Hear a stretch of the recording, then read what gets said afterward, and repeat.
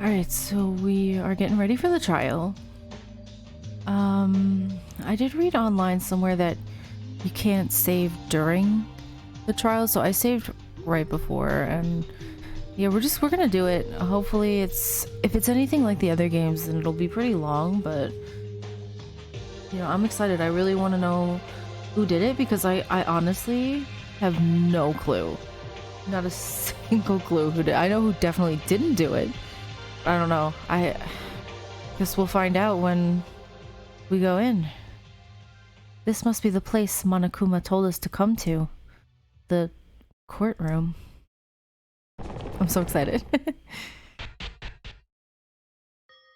Ah, Yuki. You're here. I was about to get worried. Are you trying to run away from your crime? Are you saying I'm the killer? Don't get ahead of yourself. We'll eventually find out the culprit, even if we don't want to. Even if it is the wrong answer. Since we came this far, did everyone get ready to be or not to be, dead or alive? That is the question. Stop joking around. We're trying to be serious. Whoa. What? What happened? He became someone completely different. Hey, all you listen. Haruhiko's right. This ain't no ordinary trial. Our lives depend on it. So quit whining and pull yourselves together. He pulled what's his name? He pulled oh my god, what's his name from the first game? Ishimaru? Right? Isn't that his name? Yeah. He pulled one of those. Mr. Yamaguchi? What's wrong? What's wrong? What's wrong with you guys? You're all loosened up. You'll never get anywhere near the truth with that mindset. It's like he switched into his alternate personality with a sneeze.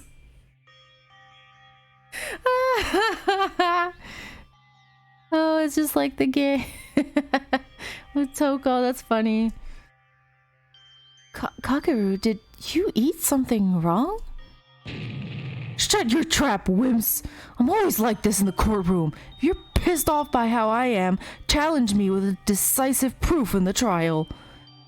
Where did that stammering coward go?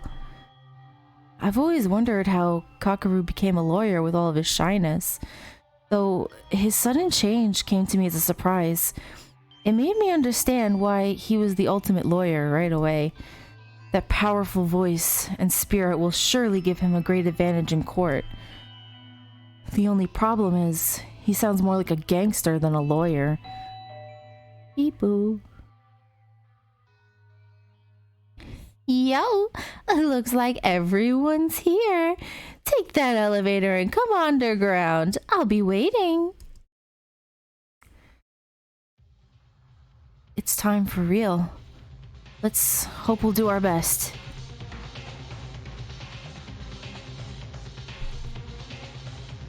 Kyoko will be watching us from up above. Let's find her murderer and help her find peace. Whether you like it or not, we need to do this. Let's go. The class trial will start soon. We did our best, so let's hope that luck is on our side. Damn, it's really gotten to this. Can we even make it back here alive? Well, useless. Ready to uncover the truth? Like I said multiple times, I have no intention to help you out. Have fun struggling.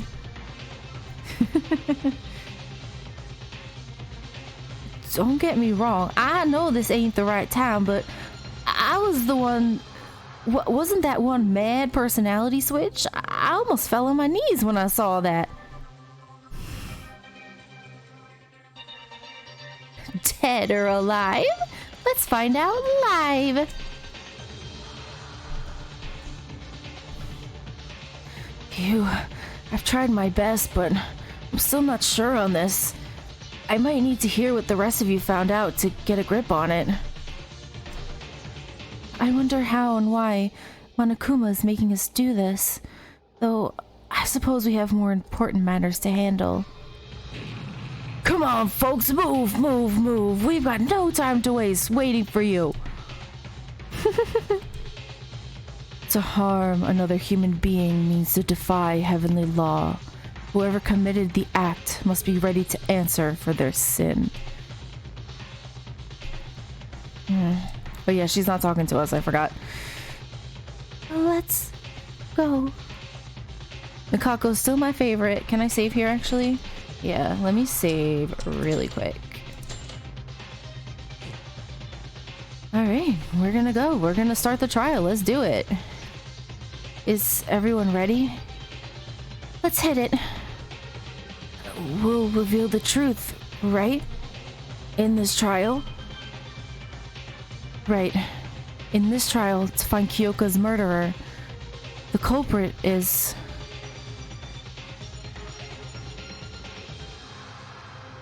one of us? One of us is a murderer. I don't want to believe it, but thinking here won't change anything. Like Akane said, I'll hit it first and leave the thoughts for later.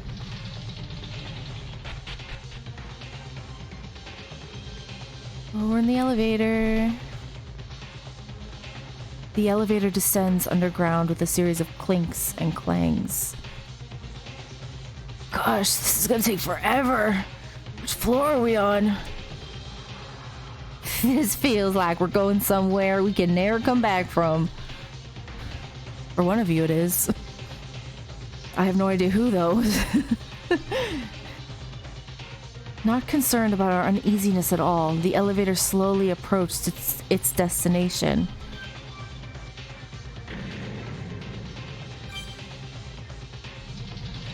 Oh. We're here.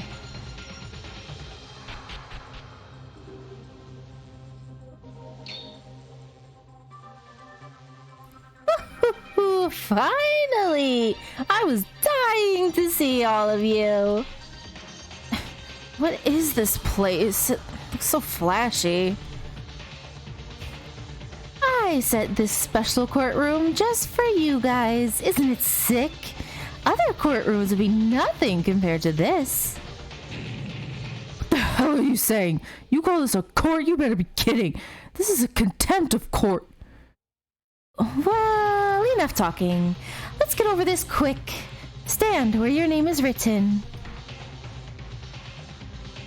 Ooh, exciting.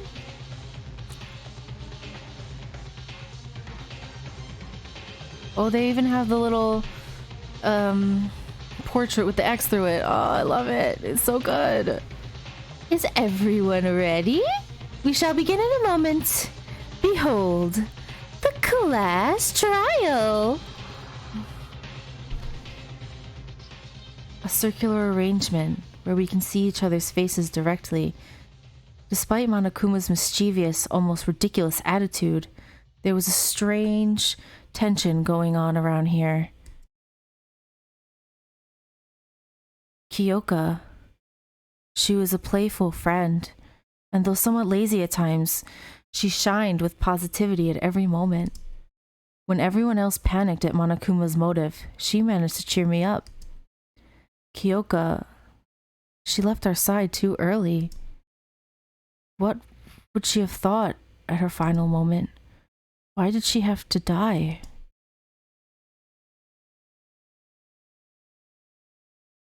And the cruel killer who murdered Kyoka, that cold-blooded, heartless killer, is hiding among us. Oh, those portraits are so good, I love it. And thus, Act 1 of Hope's Peak Academy begins. A life or death trial. A life or death deception. A life or death betrayal. A life or death mystery. A life or death lie. A life or death truth. A life or death class trial.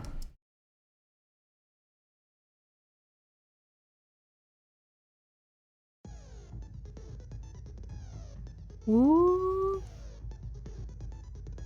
Oh, it's cool. In the trial, survivors must figure out the blackened. I'm gonna save again.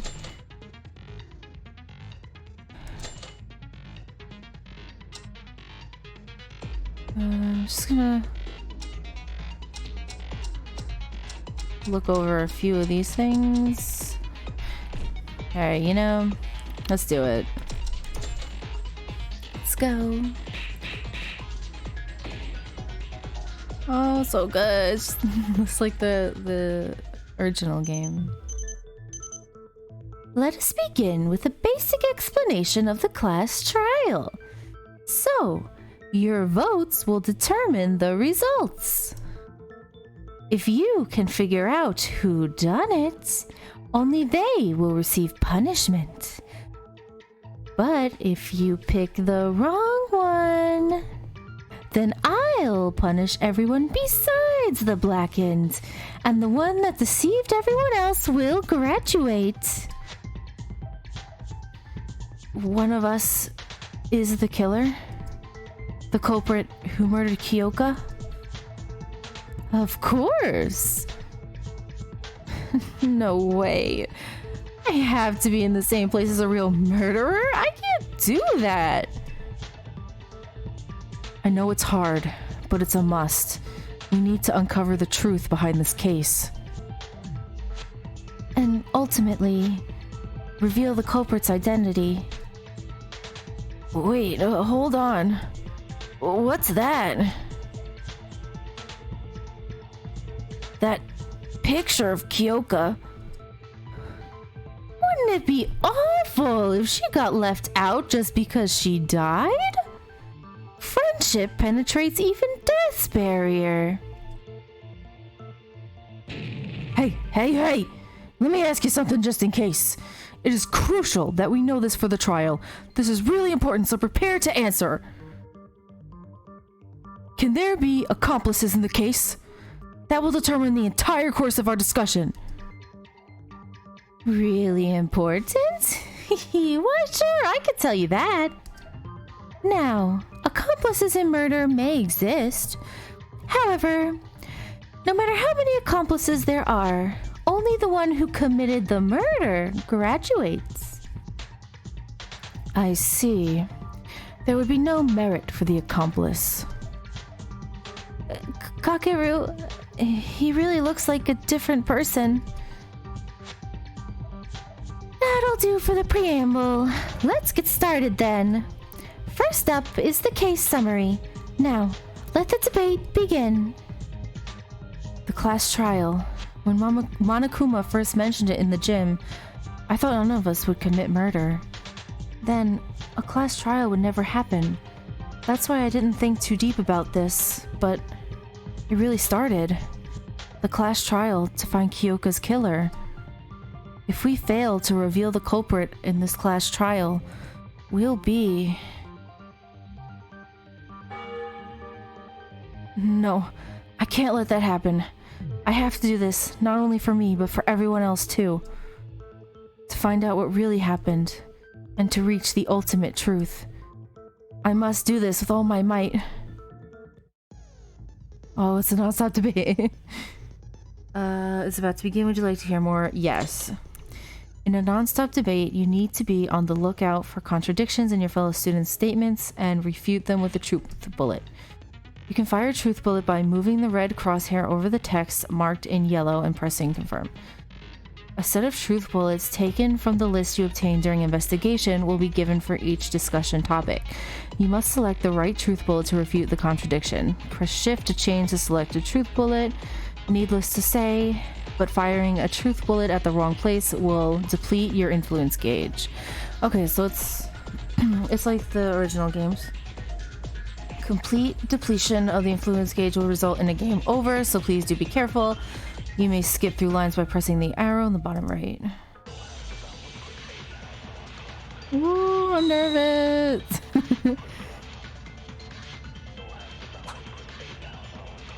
Okay, so we just have the Monokuma file. Like...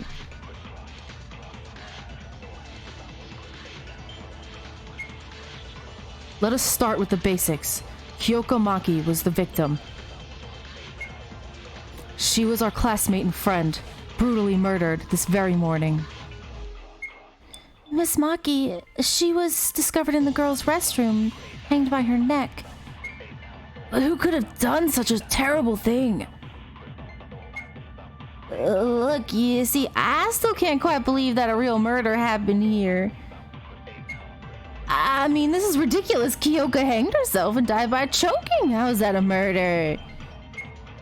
Well, it certainly looks like a suicide at first sight.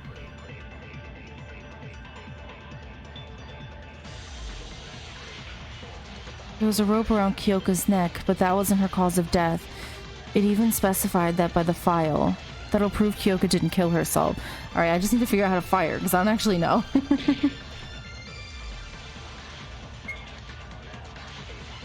How do I skip again?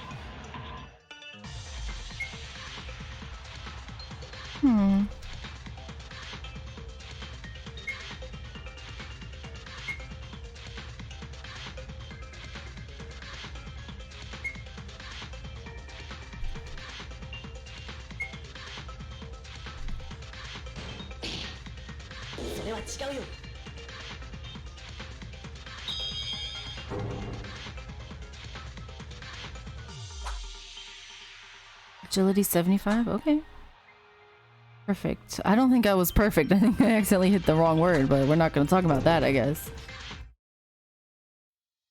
That's wrong, Teruya. Kyoko didn't choke to death. She didn't choke to death? Then how do you explain the rope around her neck? The Monokuma file. Didn't you read it? It clearly states Kyoko's cause of death. Look, it says here, the victim is Kyoko Maki. The estimated time of death is around 6 a.m. The body was discovered hanging in the girls' restroom of the student dormitory. The cause of death is a contusion on the back of the head. There seems to have been excessive blood loss from the wound. See? According to the file, Kyoko didn't die due to choking. Her real cause of death is the contusion to her head. Yeah, but can we really trust that thing? I don't know if I really trust something from that old jerk Monokuma. What? Are you questioning my credibility? Oh, kids these days. They just love to judge a file by its cover.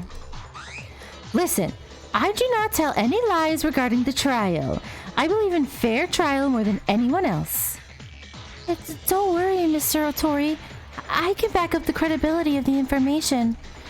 Almost everything in the Monokuma file is true. I'll guarantee you as a physician. So, if Kyoko died from a contusion on her occiput, on her head, someone must have hit her head from the back, right? Okay, she didn't kill herself and another person killed her, then I guess this really is murder. Well, duh. Don't reckon it's suicide just because you're too lazy to go through the trial. Our lives are at stake here.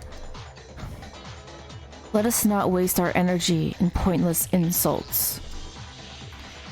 It's already stated in the Monokuma file, but to add on my personal commentary, Kyoko's injury was very severe. The strike went through her skull and made a large impression on her head. Inferring from this, she probably died an instant death. What a devastating incident. This should not have happened. We can put those commentaries aside and talk about what actually matters. If the injury was that severe, a hard object must have been used to strike her head. The murder weapon, you mean? I expected someone would bring that up around this time. Now, won't us all talk about the weapon used to deliver the fatal blow to Kyoko? If Kyoko didn't kill herself, a blunt object other than the rope must have been used as a weapon. Let's delve into that some more. The murder weapon that struck Kyoko's head, we need to find out what it was. It was the hammer. Still trying to figure out how... I wonder if I can use my mouse, actually. That would be a lot easier.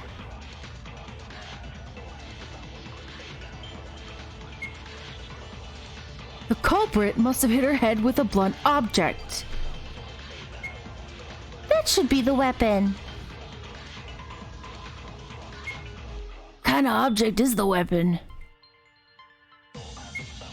The strike on Kyoka's head was clearly deep enough to create a depression on her skull. Something that's able to cause an injury like that. A long object like a bat or a stick. I don't know. What could it be?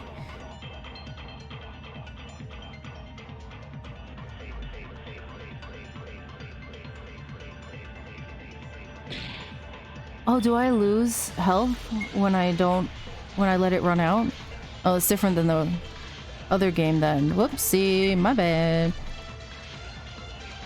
Click. I'm trying to click through it.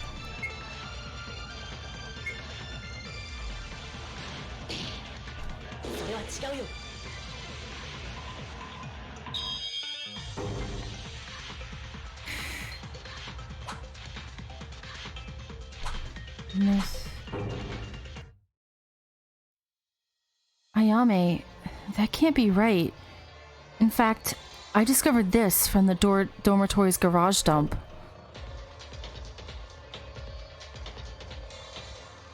Is that... It's a hammer. A small one you can easily hold with one hand. Is that what the culprit used to attack Kyoka? It apparently has blood on it, so it must be the weapon. The fact it was found in the garbage dump indicates that the culprit attempted to get rid of it. How'd you even find that at the dump? But can that tiny hammer really kill a person? Wanna see? No thanks, I'm fine. Regardless of the size, a hammer is made of metal. With enough force at the right angle, killing a person in a single blow is not entirely impossible. To sum up, the culprit murdered Kyoko at once with a hammer strike from the back, then hanged her. But isn't it strange? If the killer just wanted to murder Kyoka, then why did they hang the body? Even if it was to cover up her real cause of death, the bruise and the bloodstains are still there. You can see that it's a murder right away. You can? I thought it was suicide before Yuki told us. That's because you are a helpless idiot. Miss Maki's body didn't look typical of people who hang themselves in the first place. Too unnatural, as if it were meant to be framed as a suicide. Too unnatural? Yeah, it did look slightly different from a typical suicide by hanging. It looked unnatural because the rope was too loose, Kyoko wasn't hanging in the air, there was a bruise on her head. The rope was too loose. What? If the culprit wanted to disguise it as a suicide, body should have looked different.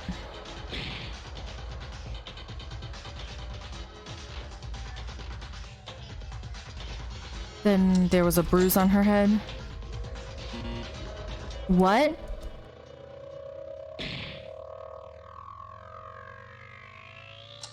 Kyoko wasn't hanging in the air?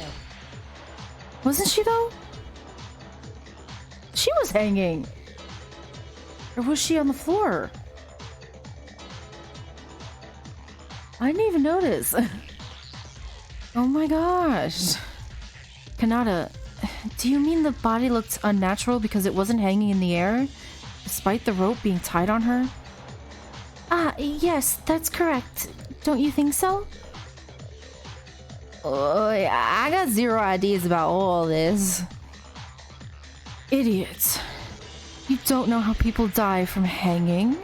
They usually tie a rope in the air, stand on a chair or similar object, and kick it off as they hang themselves. That way there is nothing to step on, and eventually they are choked by gravity to death. Oh, I get it. If Kyoka committed suicide, her body has to hang down in the air. But Kyoka's body was down on the floor, even with the rope hung around her neck. This must be the point. It sure is weird. Why did the culprit hang Kyoka's body then? It's simple. There are two possible explanations. The culprit either had a reason to do it, or was swear to God stupid. The culprit is stupid? Would that mean Haru is the culprit? Hey, she said the culprit is stupid, not that a stupid person is the culprit. He didn't deny that he's stupid. Anyway, there's no way the culprit hanged her without thinking. There has to be a reason. What is that reason? That this had to happen? To talk about that, we have to discuss about the culprit first. There's no need to repeat that. Revealing the identity of the culprit is the ultimate object of this trial, after all. So let us discuss about the culprit like Tsurugi said. But who is the real killer? I have no idea. Me neither. How could there be a murderer among us? I can't even imagine who. Hey, didn't we already narrow it down to half, to be honest? What makes you say that? Duh, use your brain. Kyoka's body was found in the girls' restroom and hanged by a rope. Then shouldn't the killer be one of the girls?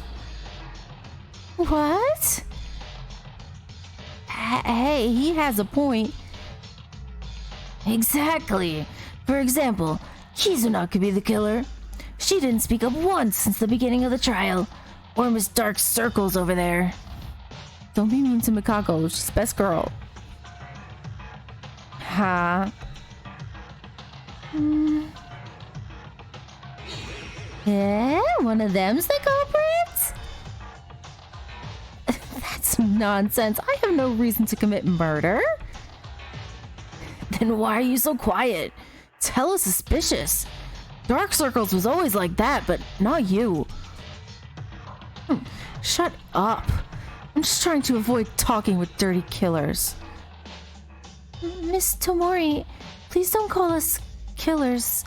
There is only one culprit. Monokuma said accomplices have no merit. Don't view us like that.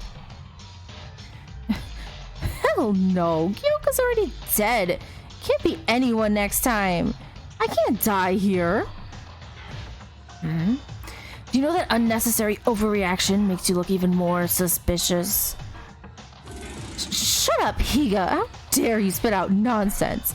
The killer's a girl because the body was in the girl's restroom. It's not like we have rules here. Guys can certainly enter it too. Kizuna, you sound like a different person today. Why are you calling him by last name? Well, I guess her mask slipped. It's impossible for a man to enter the women's restroom. That might have been a possibility in the real world, but this place has a rule that forbids it. Am I right, Monokuma? Bingo! A man entering the women's restroom is considered a form of indecency and will be punished by a shower of bullets. The same goes for the opposite case. This applies not only to the restrooms, but also the locker rooms and bathhouse that will be unlocked soon. Let's bear that in mind. It's true. Monokuma warned us when we found Kyoka's body and tried to step in. Come on. It's a matter of common sense that guys can never commit murder in the girls' restroom. Ugh. It wasn't me. Why would I, of all people, commit murder? I'm not a criminal. If anyone is, it's that creepy witch.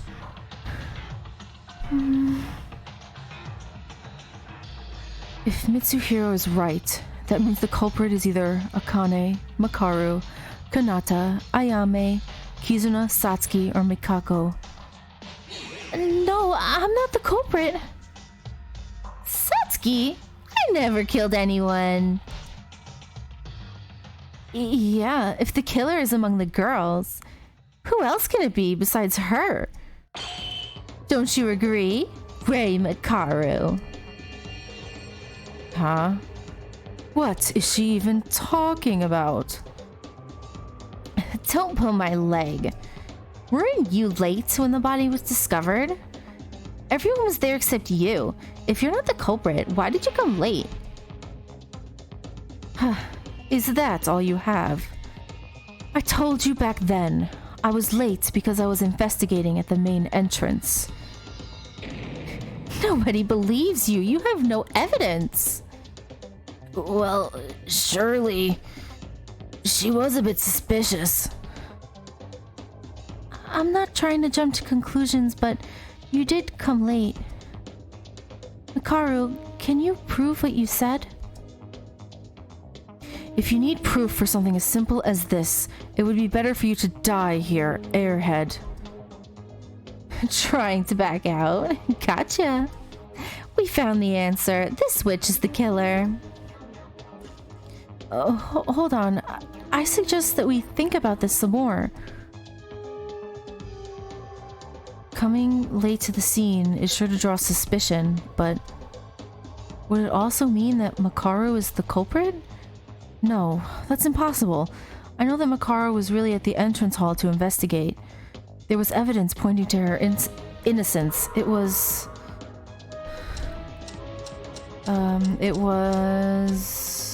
Kakaru's account, right? Select the correct and press. Hold on. Makaru is innocent. She really was at the entrance to investigate at that time. Huh? How can you be so sure? Did you see it yourself? No, but... Kakaru, you know it, right? Makaru's innocence. You said it, Yuki. Listen up, fellas. Rei Makaru is innocent. I, Kakaru Yamaguchi, am the witness. Mr. Yamaguchi, is there something you know about this? I woke up around 6 a.m. with an urge to go to the restroom. And as I was heading there, I encountered Makaru. She said she was going to investigate the school wing and walked away. The next time I saw her was after the murder occurred. Which means Makaru is innocent. Did you get what he's saying? Satsuki sees the logic, but can't understand a thing because of all that shouting. Basically, he saw Makaru heading towards the school in the morning, which proves Makaru's claim. Wait, but the body discovery announcement was at 8 o'clock. There's 2 hours in between the time you saw her and the murder. 2 whole hours. How does that prove her innocence? Kizuna, think about the time again. It's true that Makaru didn't show up until after we found the body, but Kyoka's estimated time of death was 6 a.m. In other words, it's impossible for Makaru to have murdered Kyoka since she went to the school wing at 6. Sure, she could have turned back as soon as Kakaru went back to his room, but there wouldn't be enough time for her to hang Kyoka's body or throw away the hammer. This is the reason why I'm saying Makaru is innocent. Oh, she's countering. Wrong. That's not enough to say she's innocent. Why? We even have a witness, Kakaru. No, there's a hole in your argument. I'm sorry, you, but I've got to take this rebuttal. That's the only way to make that Four Eyes admit her crime and end this stupid trial.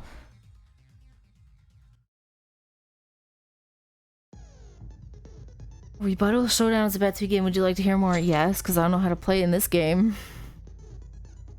A rebuttal showdown is a one-on-one debate with a person who disagrees with you. Your opponent will put forward their argument and continuously press on you. Press confirm to slash the opponent's words. Just like in the non-stop debate, you can refute text marked with yellow by pressing shift.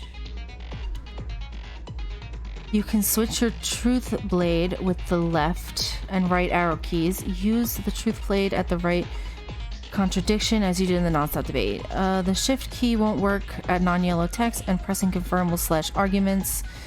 Be careful though, since not all arguments will go down in a single slash. Your influence gauge will take damage if you read the wrong argument. Your focus gauge will take damage if you fail to completely strike down a piece of white text.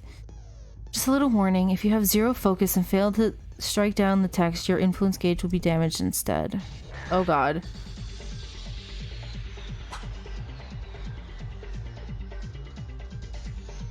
Clean body.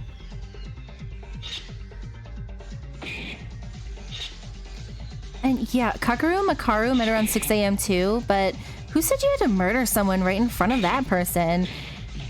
Makaru could have killed her remotely from some other place.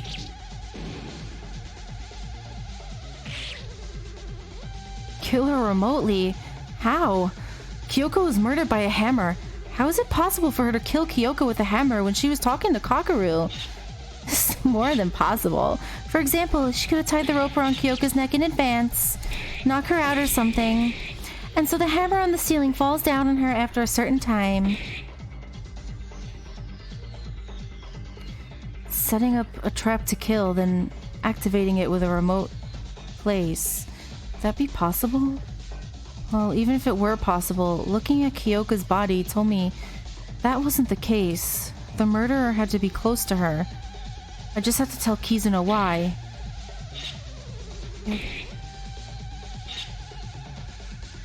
6 a.m. too. Did you have to murder someone?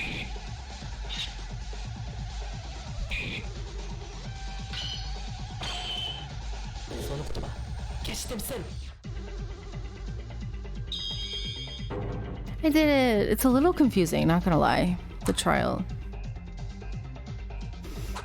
I'm trying my best. Kizuna, it's impossible to kill Kyoko remotely. How come? I told you!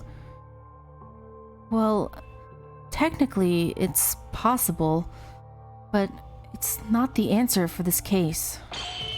And it's because her body was too clean. The body was too clean? Remember how Kyoko's body looked? Oh, she is on the floor. I didn't even notice. I thought she was in the air. Whoops. My fault. Kyoko's head did have a large bruise and was all sticky with blood, but that was it. The blood under her hair didn't even flow very far. Her clothes were clean too. Isn't it strange? A bruise that's severe enough to create a dent on her head, and not a single drop of blood got on her clothes? There's only one reason for this. The killer wiped the blood at the same time Kyoko died? Yes, I agree with Yuki. I was wondering the same thing while I examined the body.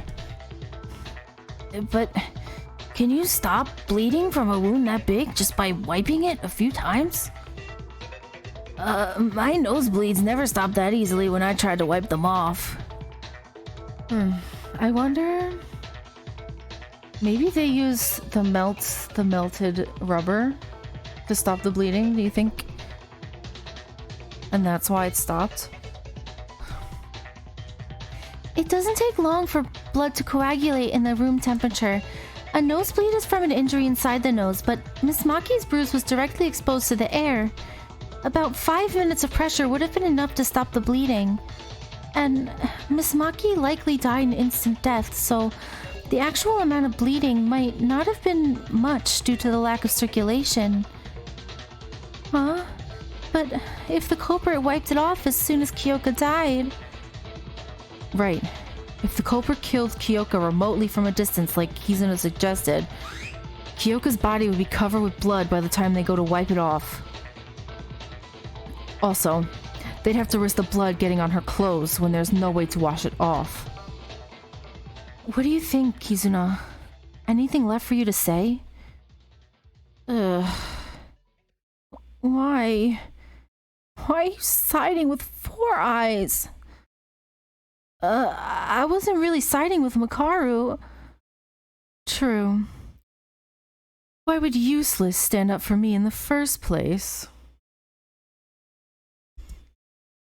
I don't care what you think of me, but don't use it to justify framing someone else in a trial. If we choose the wrong person based off of your petty emotions, everyone here is going to die. Did you still not understand the rule of this place? Fine, do whatever you want. Yes, then Makaru is proven innocent. Everyone clear on that? Why are we suddenly talking about Makaru, though? If I remember correctly, she faced her suspicion after Mitsuhiro said the killer was among the girls. Makaru, we apologize for suspecting you. Shrug it off. No matter how much you contempt and disdain me, I don't give a damn. Makaru, she has the guts. Then we can safely assume that Makaru and Kakeru have an alibi. Well, we already crossed out Kakeru. Didn't you say the killer's a girl? Hold on. Even if Four Eyes is innocent, I'm not gonna take that. The killer cannot be a girl. But there's no other possibility. The killer had to be able to enter the girls' restroom. Who else other than the girls can enter there? And why are you so fussy if you're not the culprit? Feel guilty or something? I told you I'm not the killer.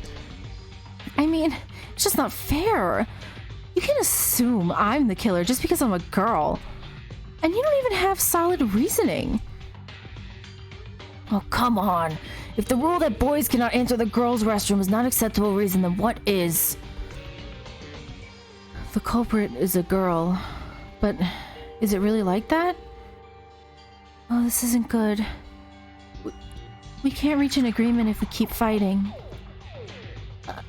Ultimate leader, we're waiting for you to come up with a plan.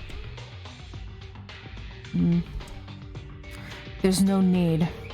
In fact, I'd highly encourage this sort of debate. Huh? I see the current situation as a perfect chance for all of us to understand the culprit's strategy. What do you mean? Everyone's just fighting each other right now. Think about why you were led to believe that the culprit is a woman. If you can figure that out, you'll be able to reach the answer from there. Why did we come to think that the culprit is a girl? The body was in the girl's restroom for sure, then the culprit is a girl, just like Mitch said? I think we're still missing something critical. I have to point that out. The debates scare me a little bit, not gonna lie. Torn note, laundry room, bloodstaining. Oh, yeah. How do I set them again? I forgot. There. The culprit's definitely one of the girls. I said I'm not gonna take it. I must say, it does sound convincing. The body was discovered inside the women's restroom. We didn't kill anyone! Calm down. While the body was found in the women's restroom, we must consider Kyoka's murder and the hanging occurred separately from one another. But the murder still happened in the girls' restroom, right? The culprit had murdered Kyoka inside the restroom. They did not. They murdered her in the laundry room.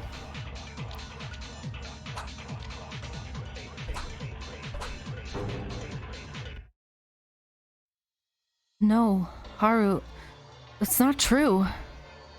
Not true? What's not true? We've been missing something critical. I'll cut to the chase. The culprit can certainly be a guy too. Huh? What are you talking about? Guys couldn't go in the girls' restroom. How do you commit a murder at a place you can't even enter? That doesn't matter. At this time, We thought the murder occurred in the girls' restroom since it's where the body was found. But where the murder actually happened was a totally different location. What you mean? The body was at the girls' restroom. Oh, I get it. Looks like everyone finally got it. That reminds me. The Monokuma file only stated where the body was discovered, not the place where the actual murder occurred. A critical point indeed. We weren't paying attention to the real deal while being distracted by superficial things. You should have seen it at your first glance. Wait, hold on. If Kyoko wasn't murdered in the girl's restroom, if the culprit killed her in another place, then moved the body to the restroom, those could all be done by someone who's not a girl. Come to think of it, Kyoko's body was quite close to the restroom entrance. Then was Kyoko murdered somewhere else? How did you reach that conclusion, Yuki? I bet you had some kind of supporting evidence. Yeah, in fact, I found a puddle of blood in the laundry room. The laundry room? That place sounds so irrelevant. The blood stain says everything. Kyoko Maki was murdered in the laundry room. The laundry room? I've seen Miss Maki there a few times, but her time of death. Why did she go to the laundry room at 6 in the morning? Yeah, I know she was an early bird, but I don't think she would get up that early. The reason Kyoko headed to the laundry room, didn't I find something like that that can answer that question? What was it? I think it's coming to my mind. That clue was...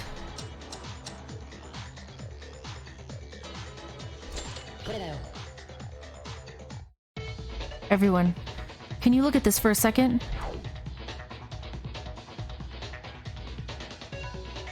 What's that? I found this from Kyoko's body. It looks like a scrap piece of paper from the notepad Monokuma gave us. Kyoko was holding it tight in her hand. Would you like me to read what it says?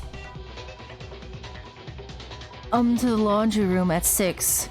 And be waiting. It's all raggy and torn. Take a closer look. It clearly mentions that place in the parts that we can read. I see. The laundry room. Moreover, the words that really matter are still intact despite its missing parts. From the parts that are left, I think the full message was... So come to the laundry room at 6. There aren't any cameras there. I'll be waiting. Something like that. That was so sick, Tsurugi. You completed the note just from its parts. It's my speculation, so I can't be sure that it's completely identical to the original sentence. But it should be the same overall. Is it ripped because the culprit tried to pull it out by force? I believe so. Maybe the culprit wasn't able to remove the whole paper from Miss Maki's hand due to rigor mortis.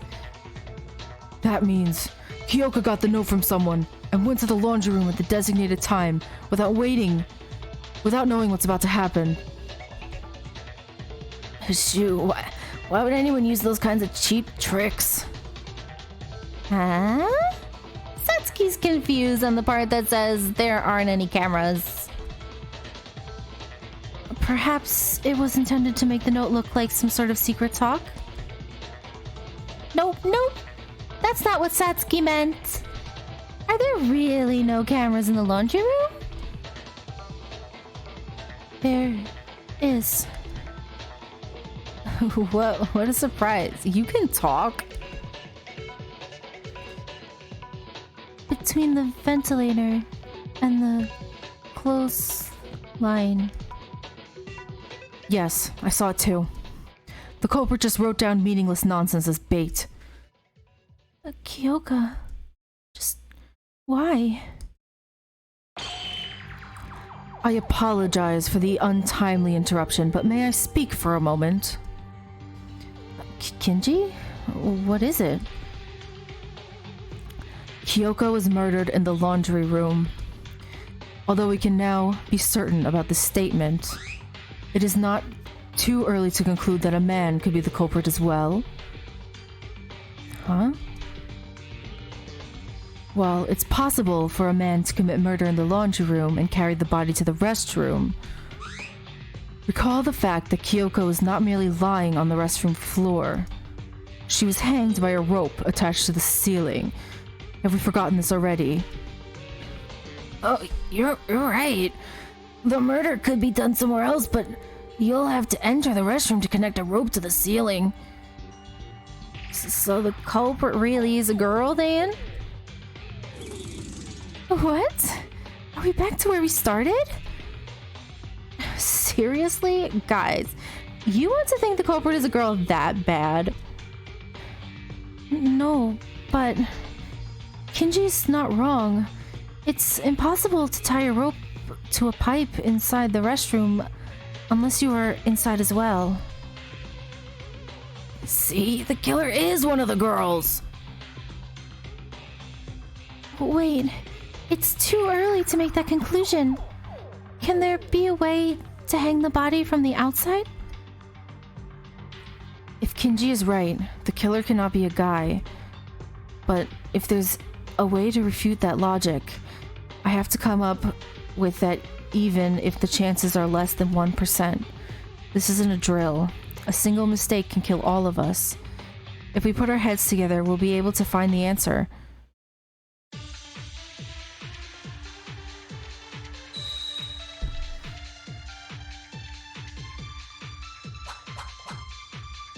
Let's see, near the body. Hook. It's the hook.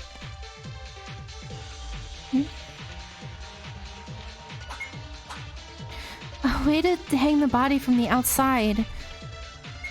Is that really possible? What if the culprit used a tool for it? Maybe the culprit had a tall height? He must have climbed up the wall. That's kind of a stunt. Satsuki can do it too. Hey, we're being serious here.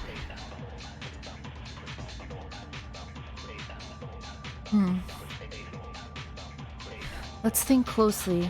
There's still a possibility that a guy is the culprit. If the body could be hung without entering the restroom, that would prove the culprit could be a guy too. Don't struggle on your own. There's definitely something. Come to think of it, there was another object attached to the rope.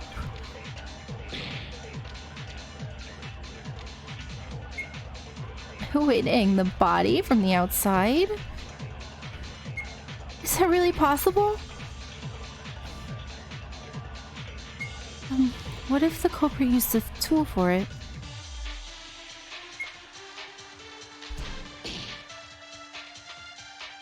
Oh, that's wrong, isn't it? No, this doesn't sound right. Oh, no!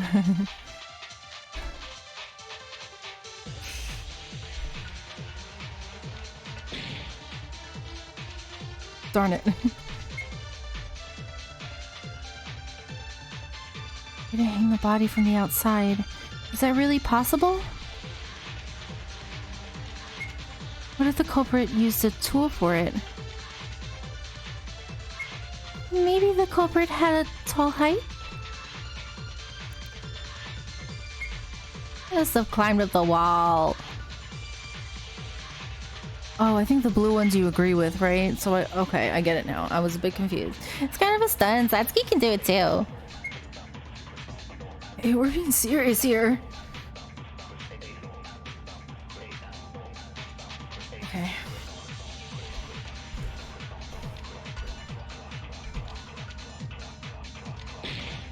It's fine, we're fine.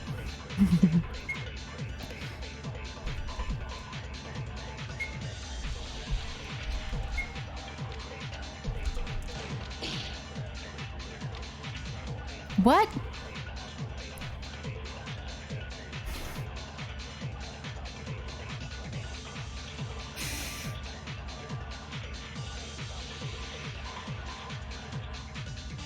Yeah, it's the hook, right? I'm gonna die.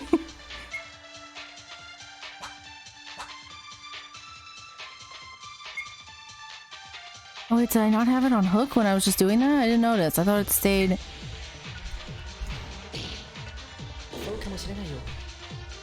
Oh, okay. I didn't notice that it switched back the truth bullets. I thought it stayed. Alright. That's it, Ayami. You can use a tool. A tool? But how? I almost forgot. The tool that was tied to the rope. It's right here. Don't you see it? It looks like a hook to me. A hook? The rope had something like that? I'm starting to get impressed by the extent of you guys' stupidity. But Useless made a good point this time. You're right. Looks like you got it correct. So what about the hook? The culprit must have thrown the hook with the rope attached to connect it to the pipe on the ceiling. That way, the rope is all set. Afterwards, they can tie the other end to Kyoka's neck and push her body inside. Wouldn't that be possible to do without actually entering the women's restroom? Yes, it is. That's our answer. Hold on. Look how the rope is tied to the pipe. It's been twisted several times around. Is it possible to do that with a heavy hook on the rope? Oh, he's right. It's fastened by the hook, but the rope went around several times. I know. It is nearly impossible to tie a rope like that when there's a hook attached. What the? You said it like it's possible. That's why the culprit used another tool to secure the rope onto the pipe. Another tool? What is that another tool?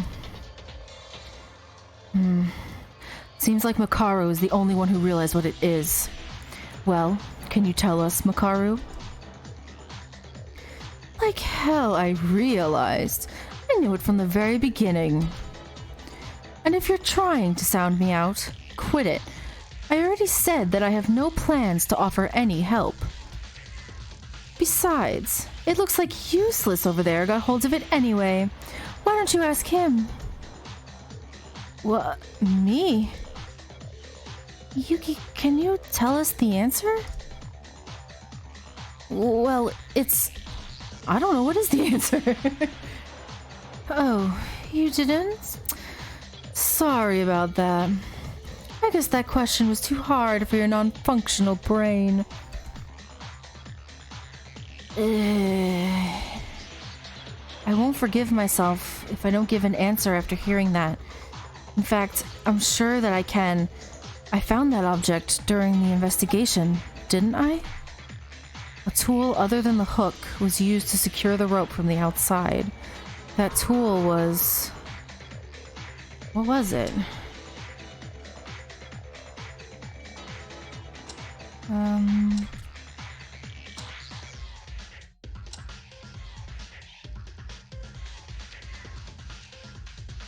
The rubber?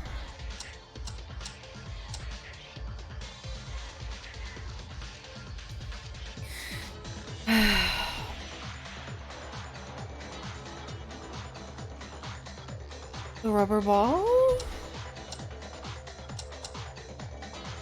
I'm scared to select it. I don't have much life left.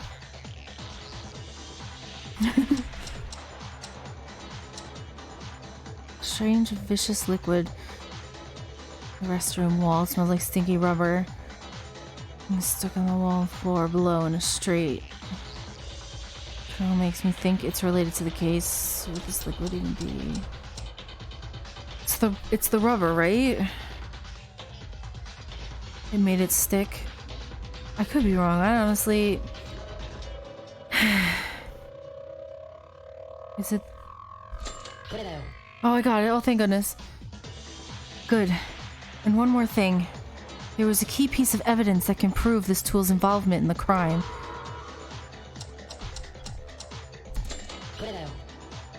Okay, I got it now. I got it. I figured out the other tool used by the culprit. It's the rubber ball. Rubber ball? It's a rubber ball. It's like a bouncy ball. Have you ever played with them when you were young? It's full of some kind of vicious liquid that makes it bounce back up when it hits the floor. Oh, I know. I made some improvements to it and sold it overseas over the name Hyperball. Did I tell y'all it was sitting great? How is this relevant to the case? You better tell us quick, Yuki. Okay. I figured out the way the rubber ball was used in the murder just now. After Tsurugi said the culprit used another tool to set the rope in place, I tried to relate it to the act of winding the rope with the circumstances of the murder. I think we can be certain that the culprit using a hook, since we found one on the pipe. But as Mitch pointed out, it's impossible to wind the rope like that with the hook alone. Putting the hook after setting up the rope wasn't a choice either, because there's no way to get the rope around the pipe by itself.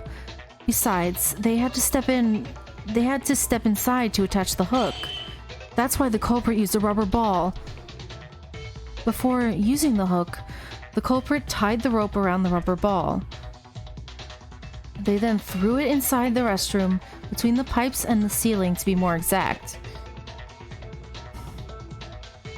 That way, the ball would hit the wall and bounce back toward where it started. If you repeat this multiple times, you'd get the rope around the pipe with the ball returning to the entrance every time. All that's left is to remove the ball and tie a hook to throw it into the pipe. But the culprit probably faced something that wasn't part of their plan here. The rubber ball burst because of the pressure from rebounding off the wall. It spilled its contents all over the wall and the floor, which is still left at the scene.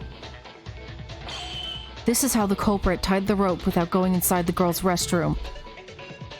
The hook and the rubber ball were used to make it look like it was done from the inside. Oh, so that must have been the stinky liquid on the wall. Well said, Yuki. I agree with you. Well, if our ultimate police officer says so, I guess he's right. Everyone, did you notice something after getting to this point? Notice what? Think closely. We're talking about the possibility of a man being the culprit. But don't you think it should be the opposite after going through all this? Opposite?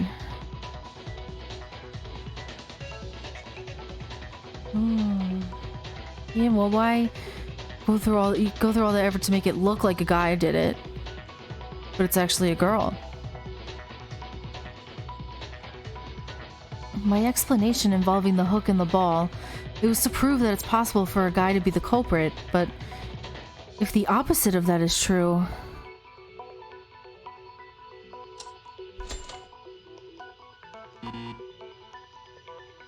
Wait, what? I proved that it was possible to tie the rope from the outside using the hook and the ball, but this method obviously hints that the culprit avoided the restroom. Wait, what? Are they saying it is a guy? Because didn't Tsurugi just say it's not? Weird. Wait, that's right. We're going in the opposite direction ever since. Opposite direction? What are you talking about? We thought the culprit was a girl, so we thought of a way to hang Kyoka from the outside restroom based on that assumption. What if a guy could be the culprit as well?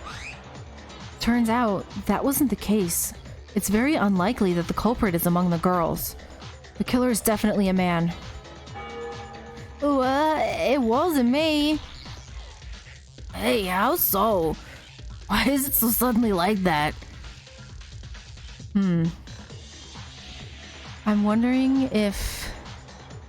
Because this guy, Mitch, He's the ultimate soccer player, right? Just like I compare him to Leon, obviously. The ultimate baseball star. He used that to be able to do it. I wonder if he kicked the ball and that's how he was able to get it to do what he wanted, because he's the ultimate soccer star. Is it Mitch? Think about what we just went through. The culprit undoubtedly used the hook and the rubber ball to connect the rope to the ceiling. Now, suppose the culprit was a woman. Would there be a reason for her to use such complicated measures when she could have simply stepped inside and tied the rope directly? That makes sense. It looks like the culprit had to do it without going inside the restroom. Furthermore, even if the culprit was a woman and had to use a hook or rubber ball for some reason, they would have been able to clean the stain on the wall afterwards. Right. As I mentioned before, the culprit probably didn't expect the rubber ball to burst. To clean the liquid off the wall, they needed to get inside the restroom. But they couldn't, because guys can't enter the girls' restroom. I can't say it with absolute certainty, but it's the most reasonable explanation we can think of. There would be no reason for the culprit to intentionally leave traces in the murder scene. I mean, the liquid stain on the wall was a big hint for figuring out how the ball was used by the culprit. Haha! That automatically gives us girls an alibi, right? Plus, even better, Yuki, Teruya, Haruhiko, Mitsuhiro, Tsurugi, Kenji, and Kagaru. We know one of them's gotta be it. Hold on. What if the culprit was a woman and tried to make us think this way all along? I highly doubt it. The reason the culprit hanged Kyoko in the first place was to make us think that a woman did it. Ho ho! So it's had nothing to do with disguising it as a suicide from the start. Indeed. Everything was to lead us to thinking that a woman is the culprit. In other words, the culprit wanted us to think that way. So they wouldn't become a suspect. All because the culprit himself was a man. Everything's connected now. I bit my tongue. I found it strange to find the rope on Miss Maki's neck being too loose. In retrospect, I see that was the case because the culprit didn't intend to make it look like suicide at all. I can't believe it took this long for you to reach that point. What's up with you talking like you already knew all this stuff? Because I already knew? What? I already have everything worked out. Who the culprit is, why they killed, anything you can possibly think of. What? And you just stood there in silence when you had all the answers? How many times will I have to repeat this? I have absolutely no reason to help you out. Makaru, this isn't a competition. If you don't share what you know and we end up voting for the wrong person, you're gonna die too. Of course, I'll share my knowledge if it gets to that. But even without me, you still have Tsurugi Kinjo over there to help you.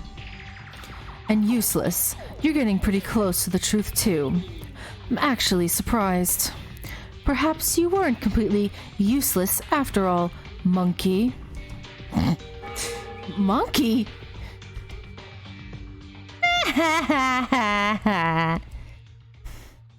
Geez, she's real smug. Well, she's always been like that. We should ignore what she says and keep moving on. Sure. I believe we left off from saying the culprit is a man. I wonder who it is. Wow, she must be really excited by the tables turning. Although we know that the killer is among the men, we still need to specify one person out of 7. Is there any kind of clue to narrow down the list?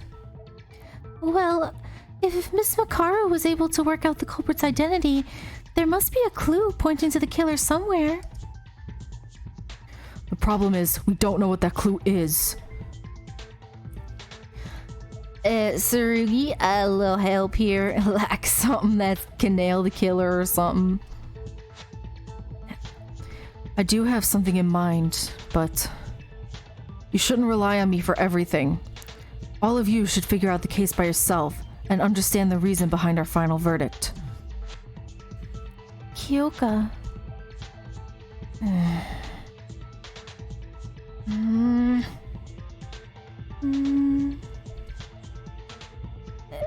Hey, y'all?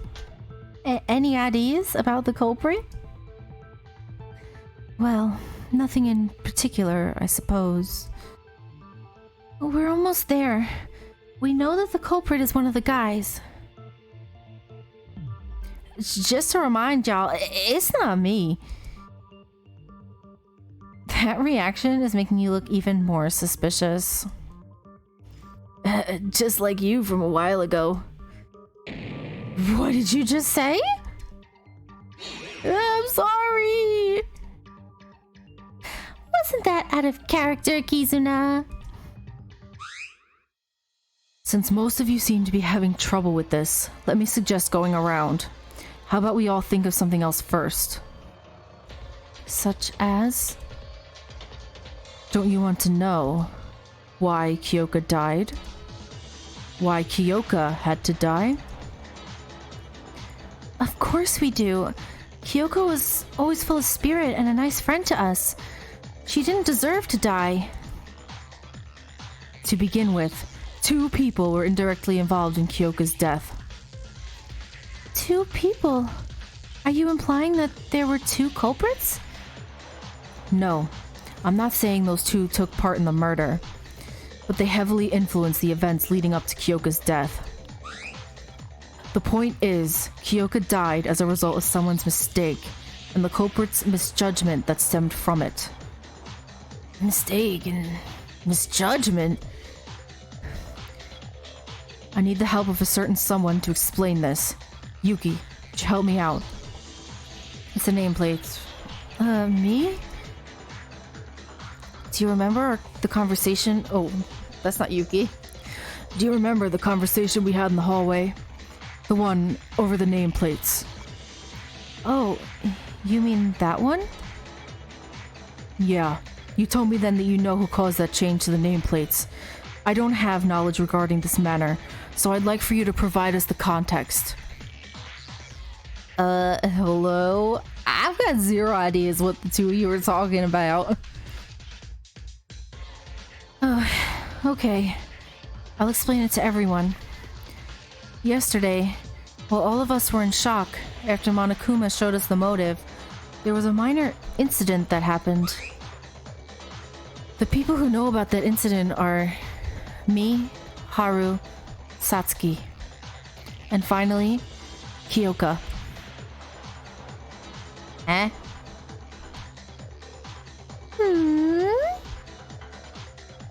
They don't look like they know it, though. Haru, Satsuki, did you forget what happened before nighttime yesterday? With the nameplates. Oh, that? You mean the thing with Haru's triple spin? Yeah. Would you mind explaining to us what happened back then? I think there's something you didn't know about it. I'll tell you when we get there. Okay. Oh, here we go again.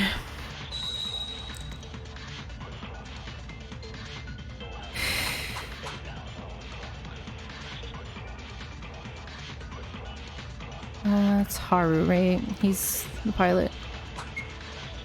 Last night, me, Satsuki, and Kyoka were hanging out together to distract ourselves from the motive. Then, I accidentally fell down and broke the nameplates.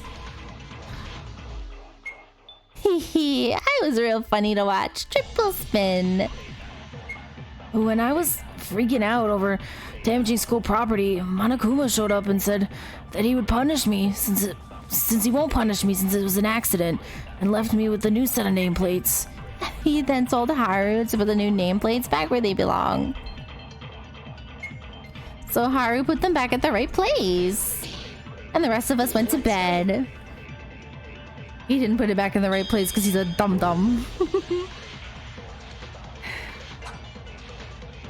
I'm sweating, it's hot in here. No, Satsuki. There's something wrong with what you just said. What's wrong? Although Haru did put the nameplates back, he didn't know that he made a mistake while doing so. Yugi, that's... He forgot where he put the nameplates originally, where the two nameplates originally were, so he put the new ones in the wrong place. What? He forgot about something that was right in front of him seconds ago? Oh. He went to the restroom before putting them back, so I think he got confused somewhere in the middle. Okay, I get how much of an idiot Haruhiko is, but how is that related to Kyoka's murder?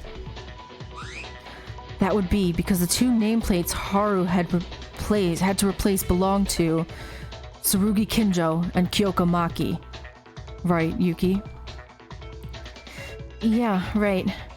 Kyoka's room was next to mine and Tsurugi's room was next to hers.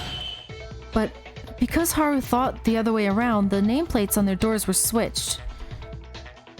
Mr. Kobishikawa, was it your intent to do so? Anyway, Haru, shouldn't you already know? We talked about the nameplates being switched when we were investigating. Well, I did, but I just wanted to avoid unnecessary suspicion. Avoid suspicion? Don't tell me you're the culprit, Haruhiko. No, I'm not, I swear. This is exactly why I didn't say it. Why would we think you're suspicious? It's just a couple of nameplates. I don't think they're that much related to Kyoka's death anyway. Yes, they are related. Very related, in fact. Now would you care to explain what that means? I said earlier that two people were connected to the murder. One of them is Haruhiko for switching the nameplates, and the other person is... me. Huh? Mr. Kinjo, you have an indirect connection with the murder of Miss Maki? May I ask you to elaborate on that? It's true. Let's see. Where should I start? How about we all get a grasp of the culprit's intention first? If things went as the culprit originally planned, the person to have a portrait here would have been me. Yeah, so they intended to kill Tsurugi instead. That statement sounds somewhat far-fetched. How come you were supposed to die instead of Kyoka? You remember the torn note that Yuki read to us a while ago? I was able to comprehend what the culprit was aiming for after seeing that note. Kyoka got that note from the culprit and headed to the laundry room at the designated time. There, she was assaulted and murdered by the culprit. Everyone's clear on this, right? Then, let me ask. How do you think Kyoka got the note? How she got the note? Well, maybe one of us casually handed it over to her. Kyoko wouldn't have known that the person who gave her the note would come after her back then. From whom? Where? How? Did any of you ever see Kyoka getting a note from someone? No. Besides, there wasn't any time for that. After we got out of the audiovisual room, Kyoka stayed with me and Satsuki until she went into her room for the night. Wait. Then Kyoka got the note between 10 p.m. last night and her time of death, which is 6 a.m. this morning? Right. Kyoka went inside her room as soon as it became nighttime. She couldn't have gotten the note while talking face-to-face with someone. And that leaves us with only one possibility. She got the note while she was inside her room. He can't go into someone else's room unless you got the key or the owner's permission. Yes, but there is a way to give her the note without opening the door. What? It'd be like magic, really. How? Mitch, are you stupid? You slip it under the door. A way to slip a note inside the room without opening the door or being seen by the owner. Should be pretty simple, something every clever kid should think of. Let's think about it. If I stay calm and keep brainstorming, it will come to my mind. Oh, we have Hangman's Gambit too? Yeah, tell me more. In Hangman's Gambit, you must put together pieces of evidence that flash by your mind. The bottom of the screen will show parts of your target word or phrase with spaces in between. Find which letter will go into the blank space and shoot them to place them in their position. The letters will move randomly across the screen. If there are multiple blank spaces, you must fill in the leftmost space first. Your focus gauge will take damage if you fill in the wrong letter. If your focus gauge is fully depleted, your influence gauge will take damage instead, which we can't afford because we have 1 heart left. Once you choose the correct letter for every blank space, the word will be complete, and so will the minigame.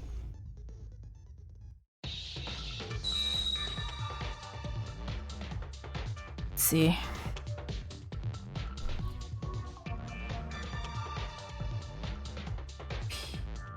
Pad? No. Gap. The gap. Hello. I was like, pad? No, that's not right. Sometimes Hangman's Gambit can be kind of hard. At least it wasn't Trigger Happy Havoc. Some of them were a bit weird. That's it. The gap. Even when the door is fully closed, there's a gap between the bottom of the door and the threshold. That's large enough to slip a note through. So, after nighttime, the culprit left the note inside Miss Maki's room through that gap? Right. There would be no one out in the hallway after nighttime, and Kyoko would still be awake. Adding a message like, "Don't exit your room to keep Monokuma from noticing," would have easily dealt with the chance of Kyoko seeing the note, coming in and opening the door. That way, the sender won't have to reveal himself while still getting the message across. This inequality of information between the culprit and Kyoko made her vulnerable to deception. You know, it was pretty bold of him to do that. What if Kyoko didn't show up or brought other people with her? The note probably requested her to come alone to prevent such occurrences. Likely coupled with the reason she won't be able to ignore. From the fact that it mentioned the absence of cameras, it must have been something Monokuma shouldn't know about. A way out, for instance. Would any of you refuse to go if someone offers to tell you a way to escape? Well, I'd go, yes. True, I would have gone as well. Okay, the culprit sneaked the note into her room. I get that, but how exactly is it you and Haru's fault? Think closely.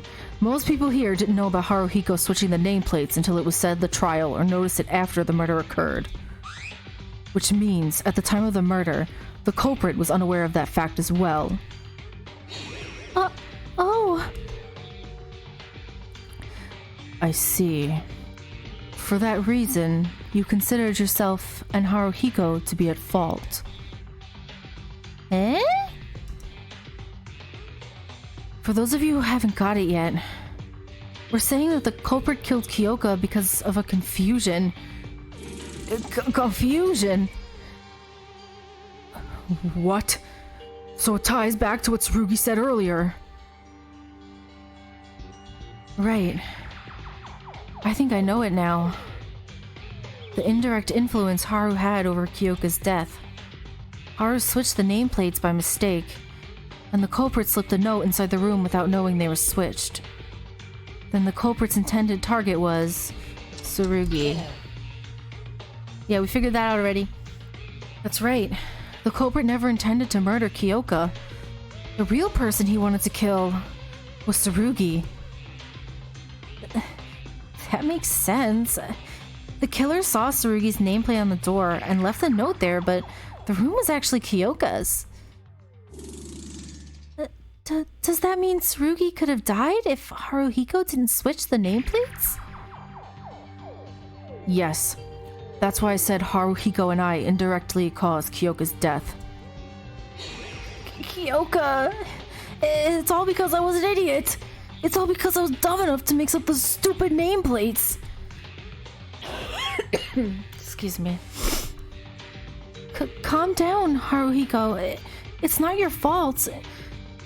Even if you put the nameplates correctly, Tsurugi would have been in danger. I'm a policeman. It's my duty to ensure everyone's safety. Yet, I was careless enough to let Kyoka die.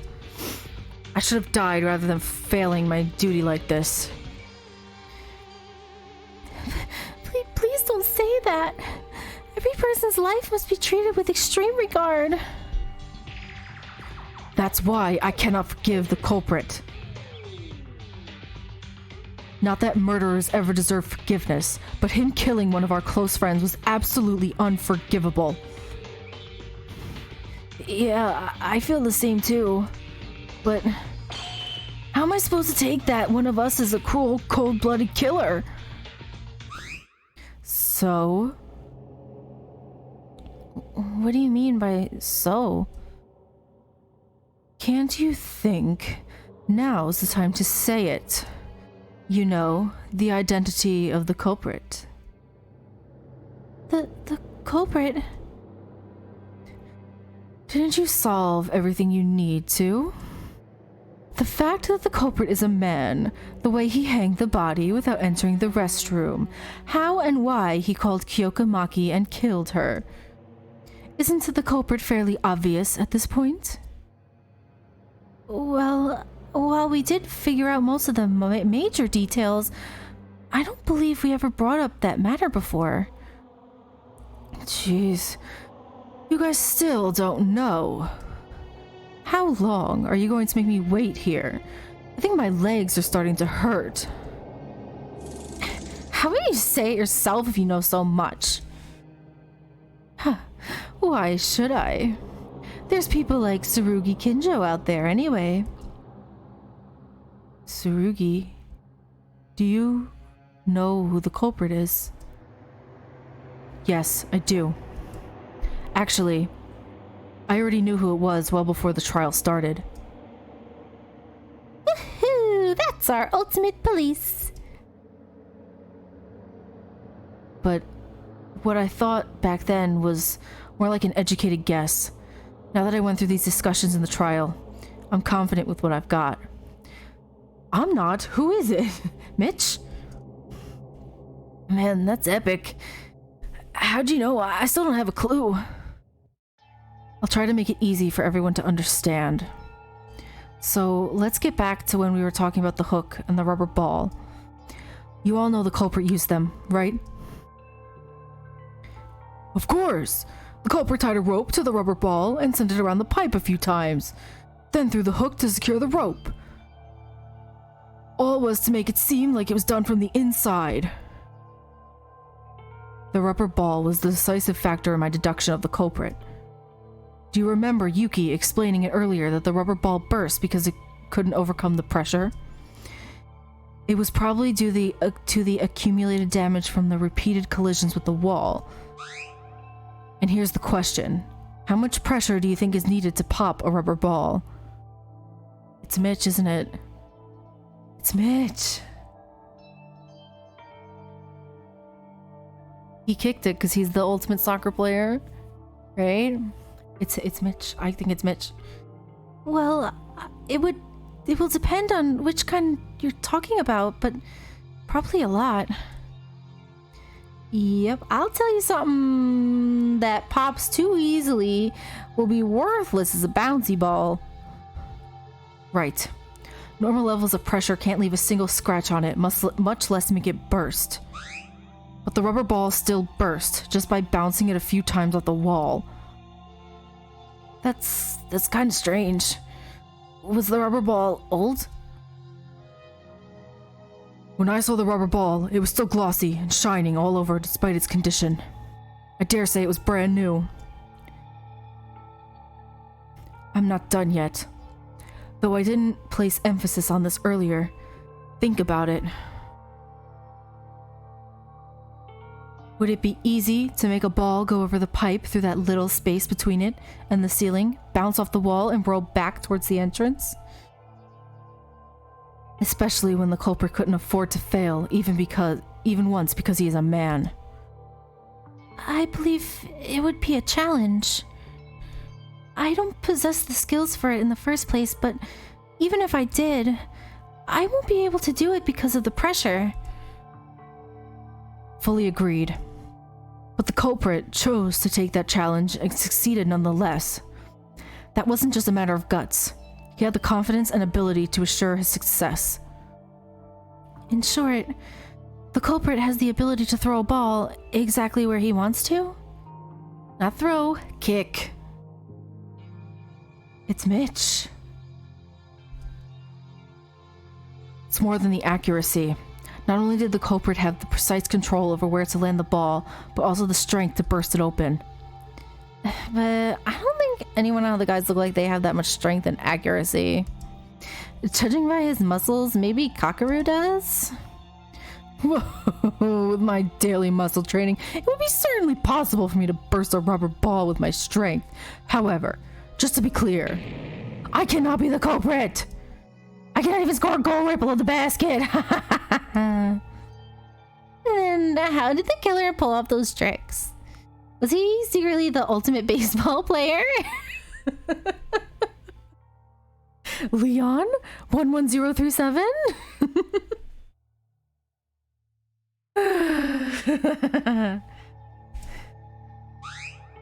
No, I think you guys are missing something. I said the culprit made the rubber ball go over the pipe, not through it. Huh? How can you make the ball go over the pipe without throwing it? Wait, I think there is a way. How do you even do that? Superpowers? No. You can kick it with your foot. Oh, right. Rubber balls are small enough to hold with one hand, so I was naturally thinking that the culprit threw it. Huh? Hold on a sec. Kicking with your foot? I knew I had the answer when I reached that point. It seems like some of you got there too.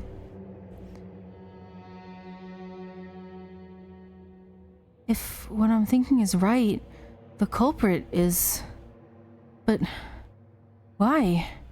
Why did he... Yeah, I'm still not getting it. Who was it? Can somebody just tell me the answer? Yuki. You know who it is, right? Huh? Looking at your facial expression, I got the feeling that you finally reached the truth. You helped me out a lot with the hook and the nameplates, so how about you say it for us? The mastermind behind all of this, Kyoka's murderer. It's Mitch. Yuki. Tsurugi's right. I know the culprit. I really did figure it out. There's only one person who could have done everything we talked about before. I want to convince myself that I'm wrong, but this is something I have to do. I must do this. We'll select somebody.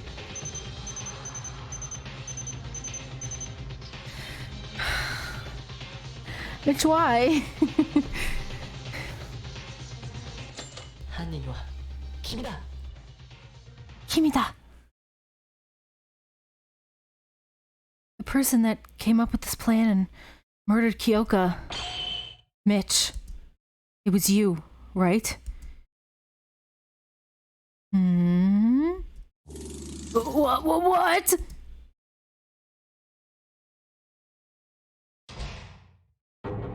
Suspend? What does that mean? Is it a break? Okay, I'm gonna save, but I'm gonna go right back in. Because I wanna know. I wanna see what happens. I'm doing the whole trial. We're going. Whew, I need to take a break. I need to drink some water.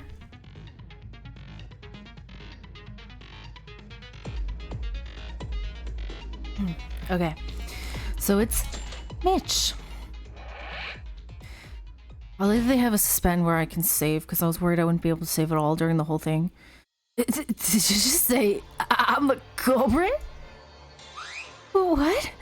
Mitsuhiro? Hey, hold on. How does that make me the culprit? None of the guys has the ability to throw a rubber ball exactly where it was targeted with enough power to burst it.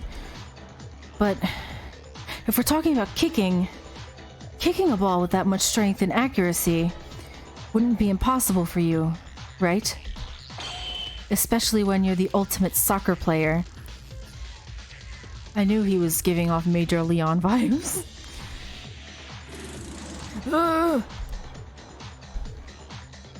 Mitsuhiro's talent was said to be almost on par with that of many professional soccer players.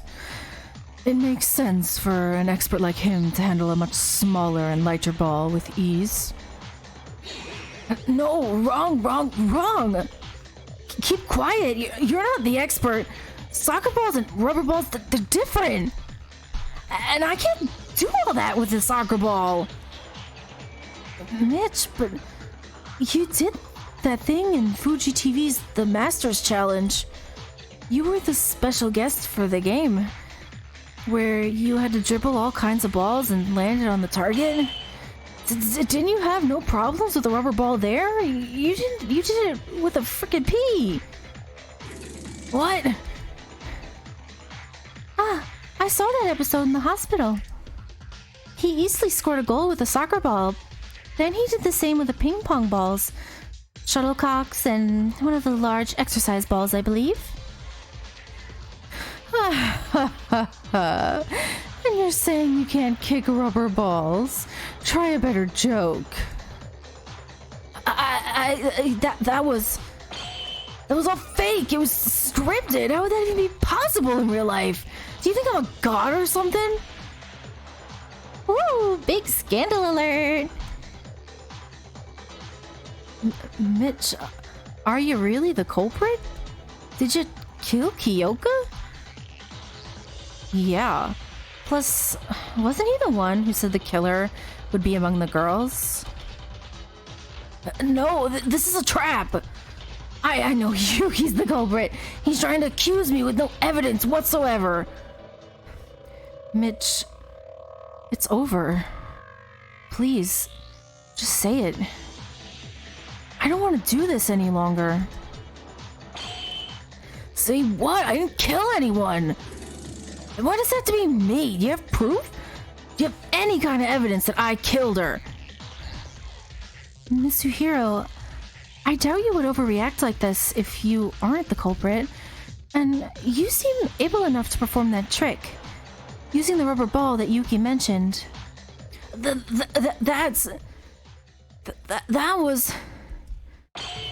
This is ridiculous! Pure speculation! Show me the proof! Mitch seems really messed up right now. But it's true that my argument doesn't have a solid backup. I thought of it by process of elimination, not real evidence. Still, it should be somewhere. That one piece of evidence that can nail him down as a killer. I need to point that out, or else we won't get anywhere.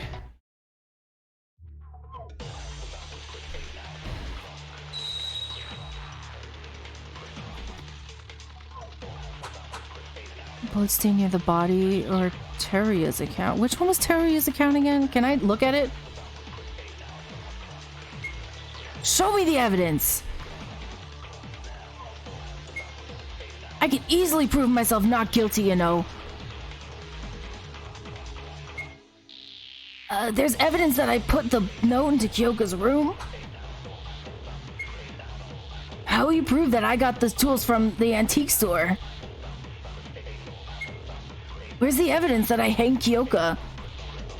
Oh, he mentioned the antique store, though. You can't say any of these for sure, am I wrong? Now stop bothering me! They never mentioned the antique store. Huh? I think something Mitch just said doesn't fit in with our current knowledge of the case. Yeah, no one mentioned the antique store yet. I don't remember us talking about where the tools came from. Then how could he say something like that?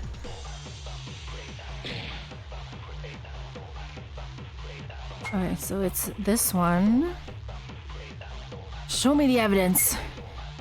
I can easily prove myself not guilty, you know.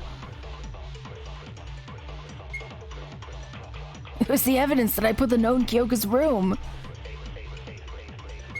I got the tools from the antique store. Chigalio. It's wrong.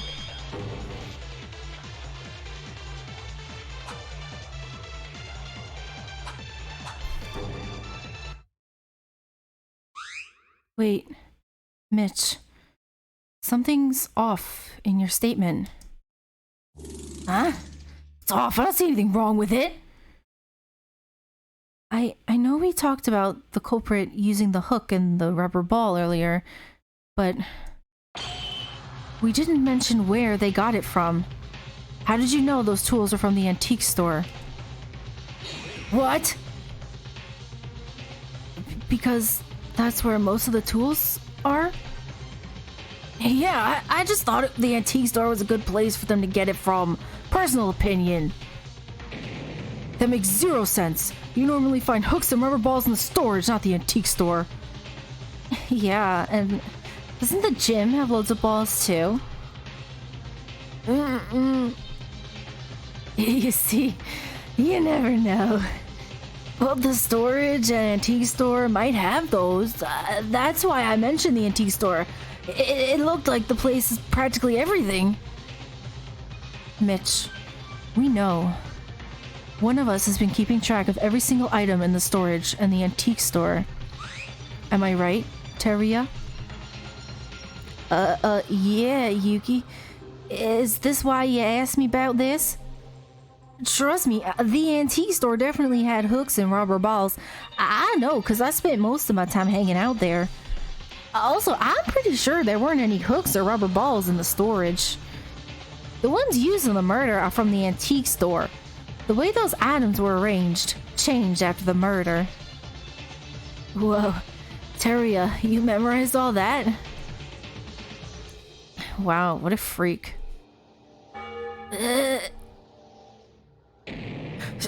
Shut up! It's just coincidence, and you still didn't show me proof.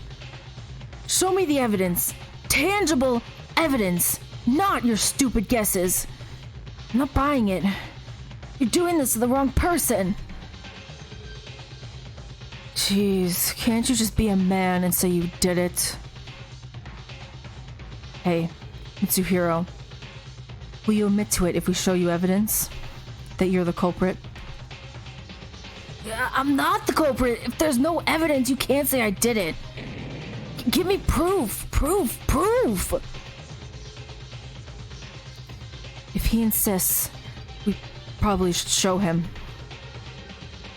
Yuki, show him the proof you have. We have proof? What's our proof? Huh? I have the proof? Be patient and think. You do have proof. You even showed it to us a while ago. I showed the proof to everyone? Is he talking about... I see. I didn't think about it back then, but that can certainly nail Mitch down. What, the note? His handwriting? I've got to show him what that is. The Terminate Talk shooting is about to begin. Would you like to hear more? Yeah, I have no idea what that is. In the Terminate Talk shooting, you must overturn your opponent's baseless arguments by shooting them down and ultimately come up with a conclusive evidence that can silence your opponent. When your opponent's speech bubble appears, you can press confirm to destroy it. If not destroyed, the speech bubble will eventually disappear and inflict some damage to you. Every speech bubble has a certain amount of health represented by the number of objects at its top. If you're out of ammunition, you need to replenish it before shooting again. Press shift to reload. Your opponent will take damage every time a speech bubble gets destroyed. If you're out of health, you will be given a chance to deliver the final blow by combining words into decisive evidence. Okay, so this is kind of like the final arguments in the original games. But be wary, if your health goes to 0, your influence gauge will take damage and you must start over. I'm a little scared. I'm not good at this part. I wasn't good at this part in the actual games. You don't have proof. Give me the proof. This is just a trap. Damn, I'm not the killer, Yuki. You don't have proof. This is a trap. Give me the proof. I'm not the killer. This is a trap. I'm not the killer. Yuki, dirty bastard.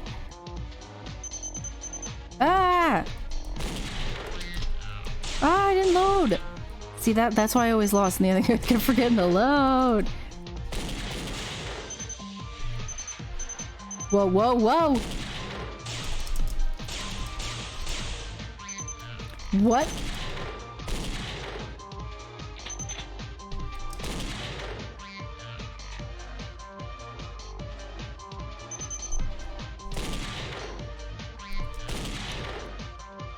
Oh god, this is hard. I wasn't good at this in the regular game. Show me Monokuma. The notepads Monokuma gave us. Okay, but that could have been the notepad. Monokuma gave us the notepads. Okay, that's the thing I hated the most about. What was it? Well, which one was that? Is it the second one? The second game or the third one where you had to do that? It's hard. I hate that part.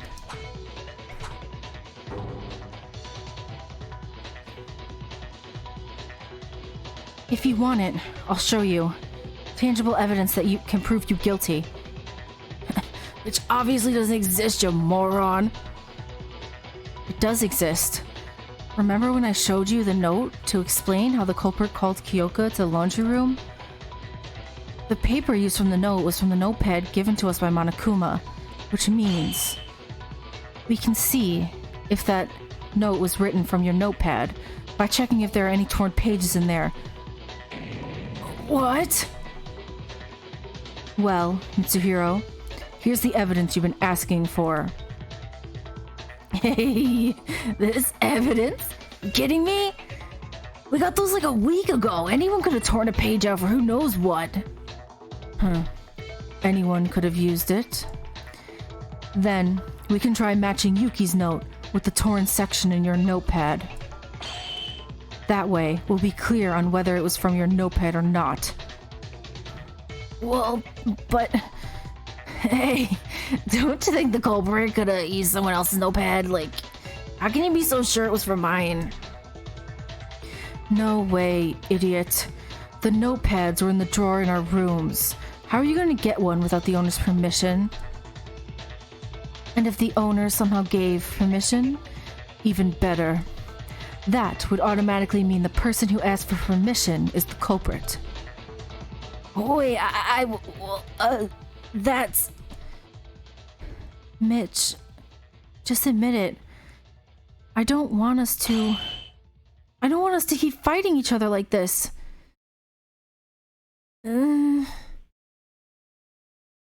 It's over then. Over. Who said it's over? Nothing's over. It's a lie. It's all a big lie. How dare you accuse a superstar like me of murder? Liar! Liar! Liar! Alright, if you say so. I'll go over the case from beginning to end, then you'll accept it. That you're the possible culprit, Mitch. The closing argument is about to begin. Yes. In the closing argument, you must recap the whole case, just like in the game. Events relevant to the murder will be shown in the form of a comic, and your task is to fill in the blank panels with the correct picture. So it's the same as the games. At the bottom of the screen are several pictures for you to choose from. Select one by pressing confirm. Afterwards, press confirm again on a blank panel to fill it in. You may also press cancel to cancel your selection. The game will automatically proceed when you correctly fill in every blank panel. You will not be penalized for wrong answers. There's no pesky time limits to take all the time you need. Thank you. I hated those time limits in the game. They drove me nuts. I was like, closing argument. It was Mitch.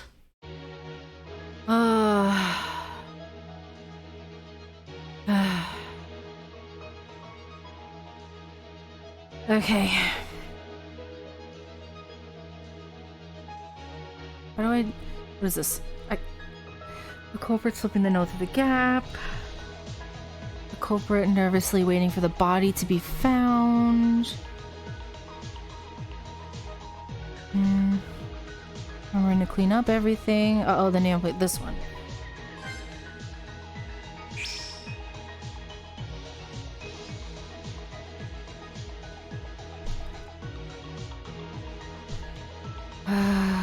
Notes from the back. No.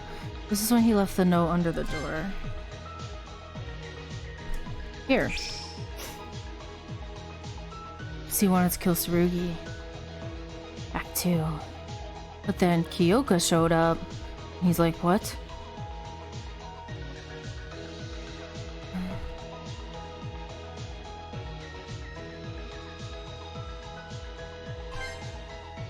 She's ambushed from behind.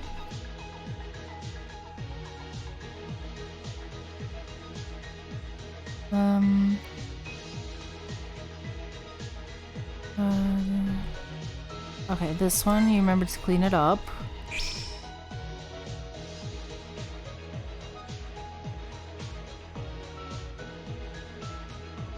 Bounce off the wall.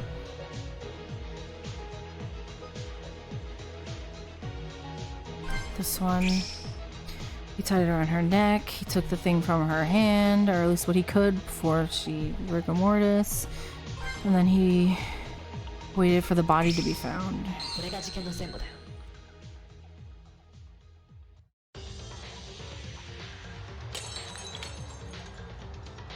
It all started last night. While we were all in shock by Monokuma's motive, Kyoka, Haru, and Satsuki decided to hang out together to distract themselves from the stress. They ran around in the hallway until Haru accidentally broke 2 of the nameplates on the wall. Those 2 nameplates belonged to Kyoka and Tsurugi.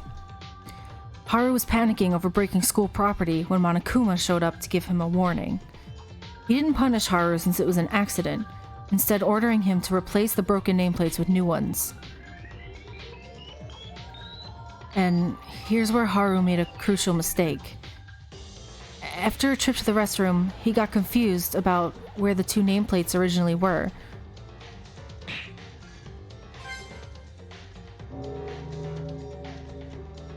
He finally chose to go with his gut instinct, which unfortunately turned out to be wrong. This is when Kyoka and Tsurugi's nameplates were switched around. Haru went to his room right after putting the nameplates back, and the nighttime hallway was left empty. At this very moment, someone had decided against going to sleep and was out in the hallway, secretly heading somewhere.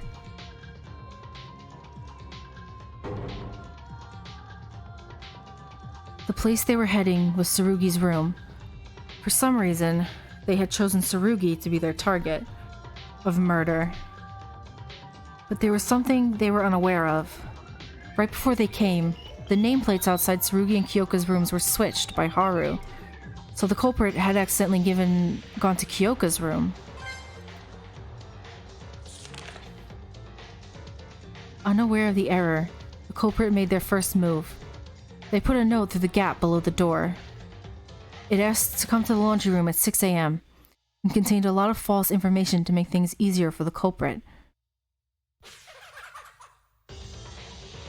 Not everyone would be asleep right after nighttime, and it would be easy to spot a note coming through the door. That's what the culprit was going for.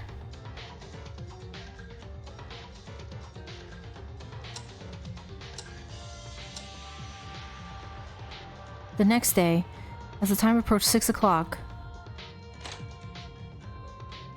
Kyoka, after reading the note, came to the laundry room as she was instructed to. The culprit was hiding in the corner of the room, looking for an opportunity to strike. Since they were expecting to see Tsurugi, Kyoka's sudden appearance would have been a surprise for them. Kyoka continued forward, oblivious of her fate. The culprit was probably confused at first, then either noticed that they somehow went to the wrong room or found Kyoka holding the note.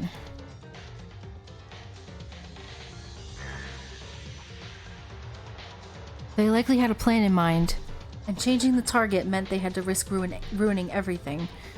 But there was also the potential of being found out and facing the aftermath if they let her go.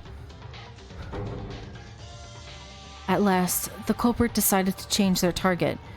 They already had the weapon ready, and it looked like they would be discovered anyway. Meanwhile, Kyoko was wondering why no one was in the room. Still unaware of the presence of the culprit, she was left vulnerable to their attack.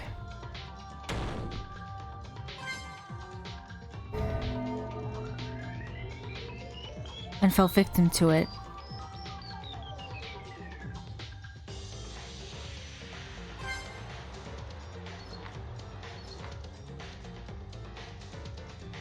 After the murder, the culprit wiped off the blood from the body to conceal any evidence of murder. Because it was done almost immediately afterward, Kyoko's clothes wouldn't get any blood on them. However, they weren't able to take care of the large blood stain on the floor. Maybe because they were in a hurry, or they just failed to see it. That blood stain played a large role in revealing Kyoko was murdered in the laundry room. I think the culprit forgot about the blood stain while they were busy moving Kyoko's body. They must have gone into a panic since they killed someone that wasn't part of their plan. The culprit first carried the body over to the girls' restroom. Their purpose was to take advantage of the fact that students aren't allowed to enter the restroom of the opposite sex. That's when the culprit found the pipe on the ceiling to the restroom. The culprit decided to make use of it and went to the antique store to get the needed supplies. It was less than an hour before the wake up announcement, so they were probably in a rush. The tools they chose were a rope, a hook, and a rubber ball. The culprit first tied the rope around the rubber ball, then thought of a certain way to hide their involvement. Their idea was to tie the rope on the pipe without entering the girls' restroom using the rubber ball. Since the culprit was a man, they were unable to enter the girls' restroom. Monokuma had previously announced that anyone who sets foot in the restroom of the opposite sex will be shot by the machine guns.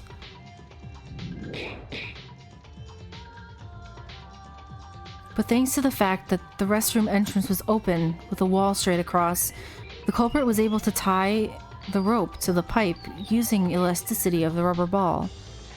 It was a risky move, as the culprit wasn't able to step inside to correct any mistakes, and making the ball bounce right through that small gap seemed nearly impossible, but the culprit was confident they could do it. This was because, as the ultimate soccer player, they had absolute mastery over all types of balls. The rubber ball bounced across the room and right back to the entrance just as they planned. The culprit repeated this several times to make it look as if someone tied the rope by hand, and this is when another unexpected event happened.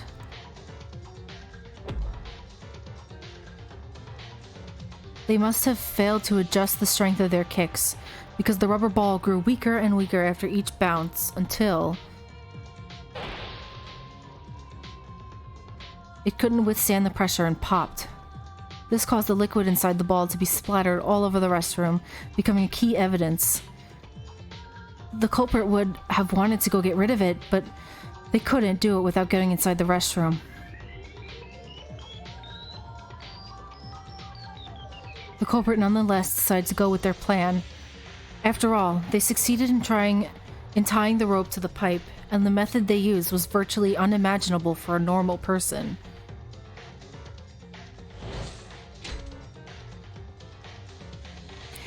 After getting the rope around the pipe, the culprit removed the ball from the rope and attached the hook instead. Then they threw the hook towards the pipe to fasten the rope onto it.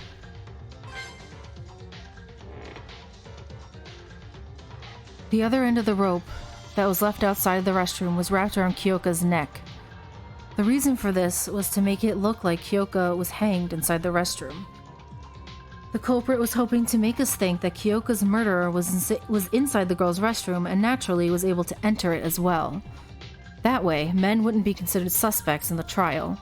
The culprit, as a man, was trying to use this for their own favor. Everything was ready, and as the culprit was about to push Kyoka inside, they found a piece of paper in Kyoka's hand. It was the note they wrote, held tight in her hand even after death. Having realized the note will be used against them if discovered, the culprit ripped the note out of her hand.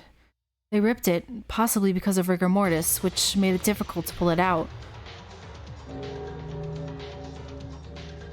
What the culprit didn't know was that most of the important parts of the note were still intact in the piece they left in Kyoka's hand.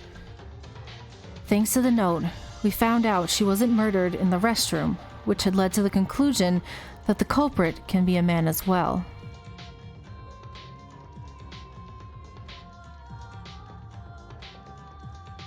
After getting over the risky part, the culprit tried to get rid of the hammer and the rubber ball, but too much time had passed at this point, and it was early enough that some of us were starting to get up. In a hurry, the culprit left their murder weapon and the bursted rubber ball in the garbage dump. They would have wanted a safer option, but the time constraint gave them little time to think. They must have thought we won't find them if they put it alongside all the trash. And it kinda works, since Kakaru and I were the only ones to discover them. When we started coming out of our rooms, the culprit acted like they had just gotten up and waited for the body to be discovered.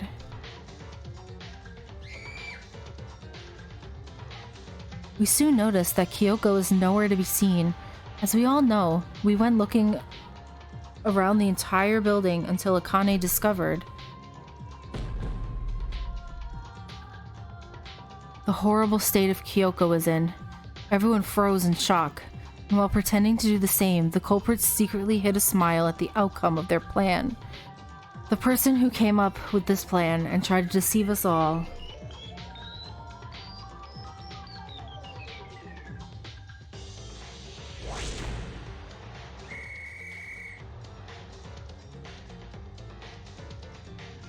It was you, right? Matsuhiro Higa.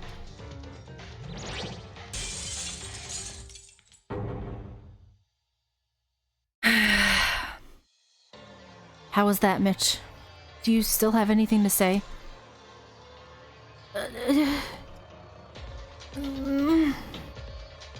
Huh.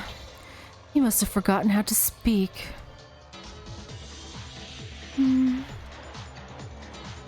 What kind of nonsense is that? This is just purely outrageous. Tsuhiro, it's over. Please be honest. It's pointless for us to keep attacking each other. Mitsuhiro, was it really you? Why? Why did you commit something like murder? No, it wasn't me. I'm not. It's not me. It's not me, not me. No, no, no, no, no, no, no, no, no, no. It wasn't me. Oh, the city is going all crazy. OMG, Mitsuhiro's totally got wacko.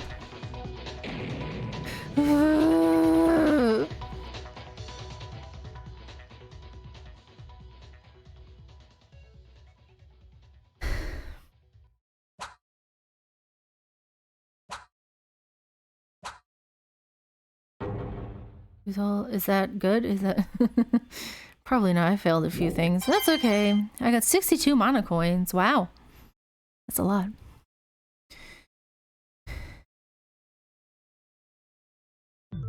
Ooh. Huh? It looks like you're done. As the headmaster, let me say your discussions were packed with passion in a fashionable way. Passion and fashion? Are they the same? Are they different? Oh, who cares? You don't need any of those to live a good life anyway. So, let's move on to voting time. You don't need any extra explanations, right? Pick the person that you believe is the blackened. Everyone, make your choice using the switch in front of you. And one more thing, just as a reminder. Triple check that you voted for someone. If I ever see a blank ballot, you know what happens. I'm sure none of you would want to be punished for something so trivial like that. Okay then, time to get excited. Who will be chosen as the blackened? Will you make the right choice or the dreadfully wrong one? What's it gonna be? What's it gonna be?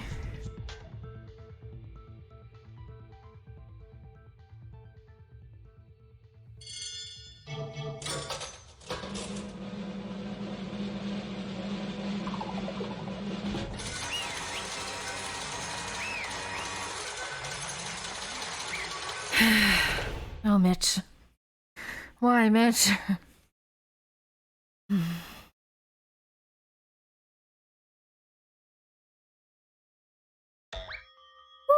Ooh, bingo! The blackened of this trial, that is, the murderer who killed Kyoka Maki, is none other than Mitsuhiro Higa. What? Hold on. Mr. Higa, did you really... Mitch, why did you kill her?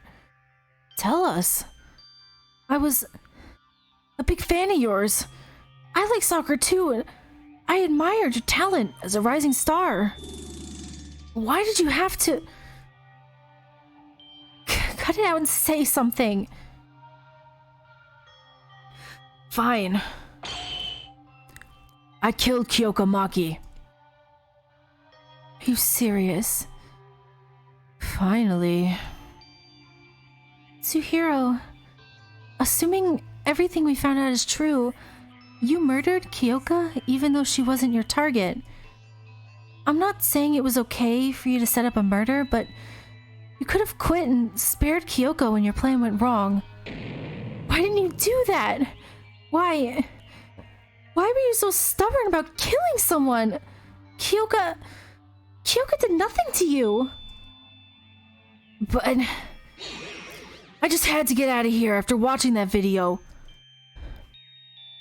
That video? Just as I thought. This is the only possible answer. You mean the motive? Monokuma had shown us that DVD just yesterday. The contents must have been different for each student, but every one of them seemed enough to drive a person toward despair. When I watched my video, I felt myself wrapped by a surge of emotion demanding me to escape here using any means possible. I even pondered the thought of murder. Mitch must have killed due to the same reason. I'm aware of how serious this crime is. Even a million apologies won't be enough for what I did. But I had to do it. I had to get out of this place. And for that, I had to murder. Mitsuhiro, bastard. I don't know what you saw in your video, but can you even guess what was on mine? Every soccer stadium in the world being reduced to ashes, terrorists attacking FIFA headquarters, and world-class soccer players having gone missing. On top of that, my home team also... How could such a thing be possible? Sorry. That's exactly like my case. Oh, this can't be good. It seems like something has occurred to the well-being of Yuki Maeda's warm and caring family. What could have possibly happened at his house? To Mitsuhiro, soccer would have been like the home where he belongs. Witnessing his own sweet home being completely destroyed would feel... Attack on FIFA HQ? Come on, you know that's other nonsense. Right, and it doesn't only pertain to yours. All of our videos have been manipulated. You shouldn't have fallen for his trap. Ugh. I couldn't stop trembling after watching my video because it was shocking and terrifying as yours. It wasn't just you. It was everyone's fight, even Kyoka's. Even though she watched the same absurd video, she was trying to overcome her shock.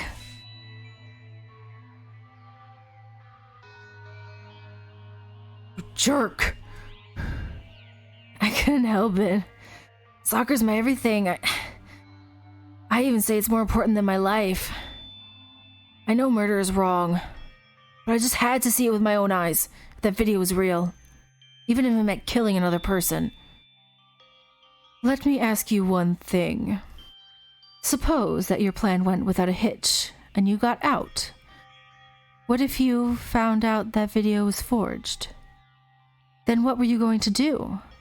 You heard about the class trial and the entrance ceremony, didn't you? The victory of the blackened is equivalent to the death of everyone, minus the blackened. My point is this. By setting off your murder plan, you opted to take the lives of us 14 for your own needs. But were you aware of the full weight of your choice? Or at least prepared to face the consequences? I doubt it. You know what I want to say?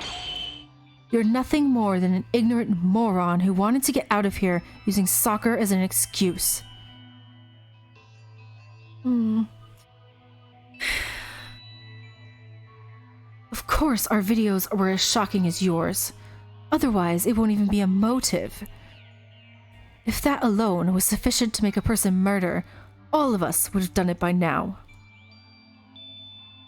But in reality, you were the only one to commit murder. What do you think made that difference? Could it be prioritizing your selfish desires over your so-called friends?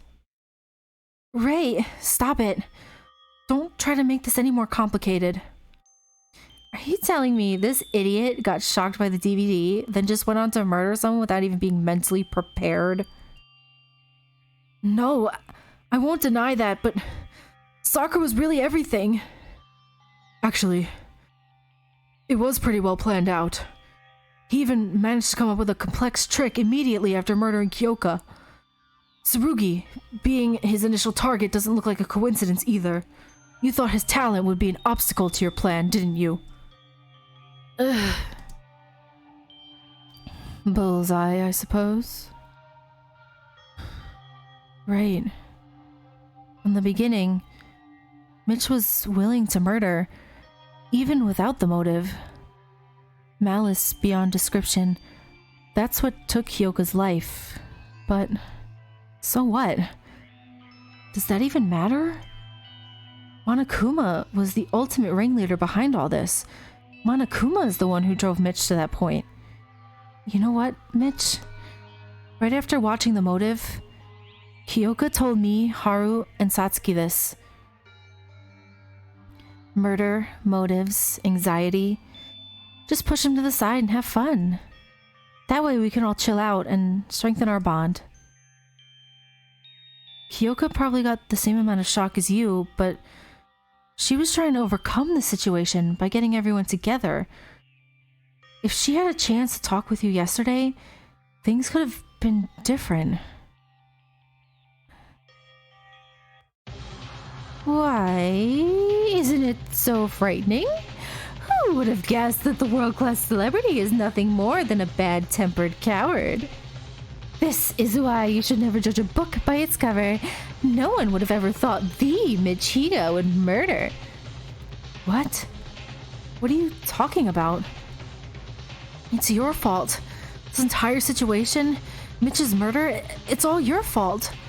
How can you even say that? Aw, don't be so salty. What's done is done. Don't you got a carpe diem? Oh? What's up with that attitude? If you're trying to fight me, give up. You'll probably end up hanging out with your dead friend anyway. Besides, you guys don't scare me at all. Shut up, Monokuma. I don't know where you got the balls for that, but someday I'll bring you to justice myself. Tsurugi might be an exception. Gee, look how long you guys have been holding back. We better get started. I wonder if it's gonna be anything like Leon's. Started on what? The punishment! What else would it be? I told you! Punishment awaits the loser of the class trial. Punishment? You mean execution? Just give me a sec. Of course I'm guilty. I deserve death. I deserve any kind of punishment. I know I can't ever make up for my crime. But still, are you really gonna kill me? Sure, I killed Kyoka, but isn't this a bit different? Seriously, you're gonna take my life? I can explain. I really must have been crazy. I'm sorry. I'll never do that again. I can rot in jail for the rest of my life. Just don't kill me. Yeah, I'll do anything you want. You can have all the money I earned from playing soccer, okay? I don't want to die. Help me. I'll do anything but die. Please, I'm begging you. Please, don't kill me. Hey, guys, do something. I'm gonna die for real. This isn't a joke. Notwithstanding Mitch's desperate cries, everyone turned their heads away from him, including myself. What is this? Are you scared of dying? Weren't you ready for this when you became the Blackened? Above all, you disrupted order. You killed Kyoka. Whatever the laws outside may be, the rule here is simple. An eye for an eye, a death for a death. No matter what you do, you can't avoid punishment. Once you're revealed to be the Blackened, you are punished. It is an iron-bound rule. Now, save your breath and let us begin. I certainly wouldn't want my students to procrastinate. So, I've prepared a special punishment for the Blackened. Mitsuhiro Higa, the ultimate soccer player. No, go away. Go away. Let's give it everything we've got. It's punishment time. No.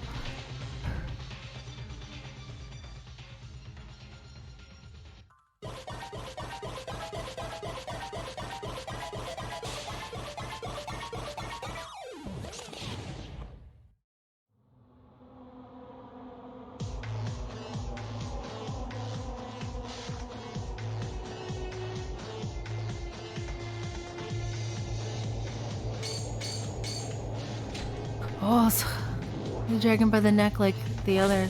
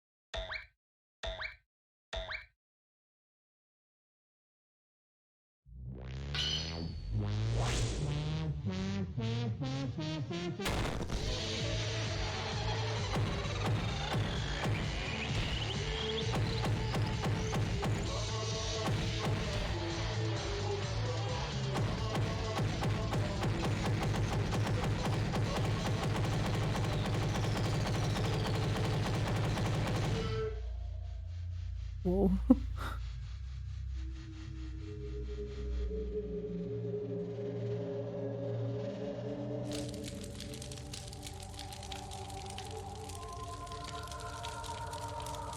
Oh, man.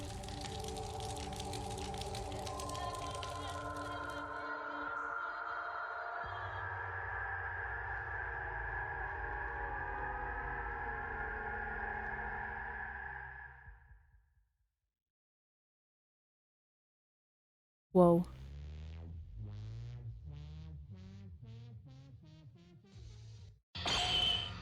Ah, that's it, yes.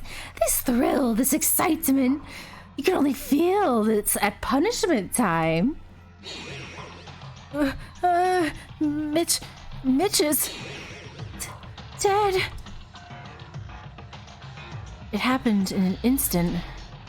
Mitsuhiro Higa, who was alive and breathing merely minutes ago, now greeted us in death amidst scorching flames across the screen.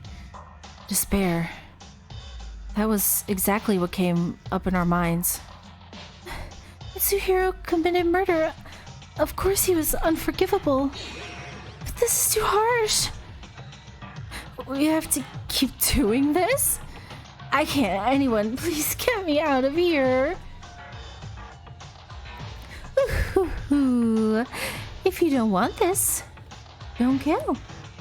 None of this would happen if you simply stopped caring about the outside. After all, it was Mitsuhiro's own selfish desire that led him to murder. You guys were the ones responsible for this. But how could we just forget about the outside world? It's impossible. Monokuma, what is your intention? What do you get from committing this heinous act? Intention? Intention? Huh? What is that? This sounds too hard for me. Nobody cares anyway. You don't have to know it. Just heed my words and all will be fine. Besides, you won't understand a word even if I tell you. Not even the slightest bit about what's going on right now. A total waste of time, alright? You son of a... Ooh, how intimidating. Well, case closed. The class trial is officially over. Everyone, rest in peace. Hey, wait. He's gone. Damn it. What are we supposed to do now? In silence, everyone kept staring at the spot where Monokuma was standing.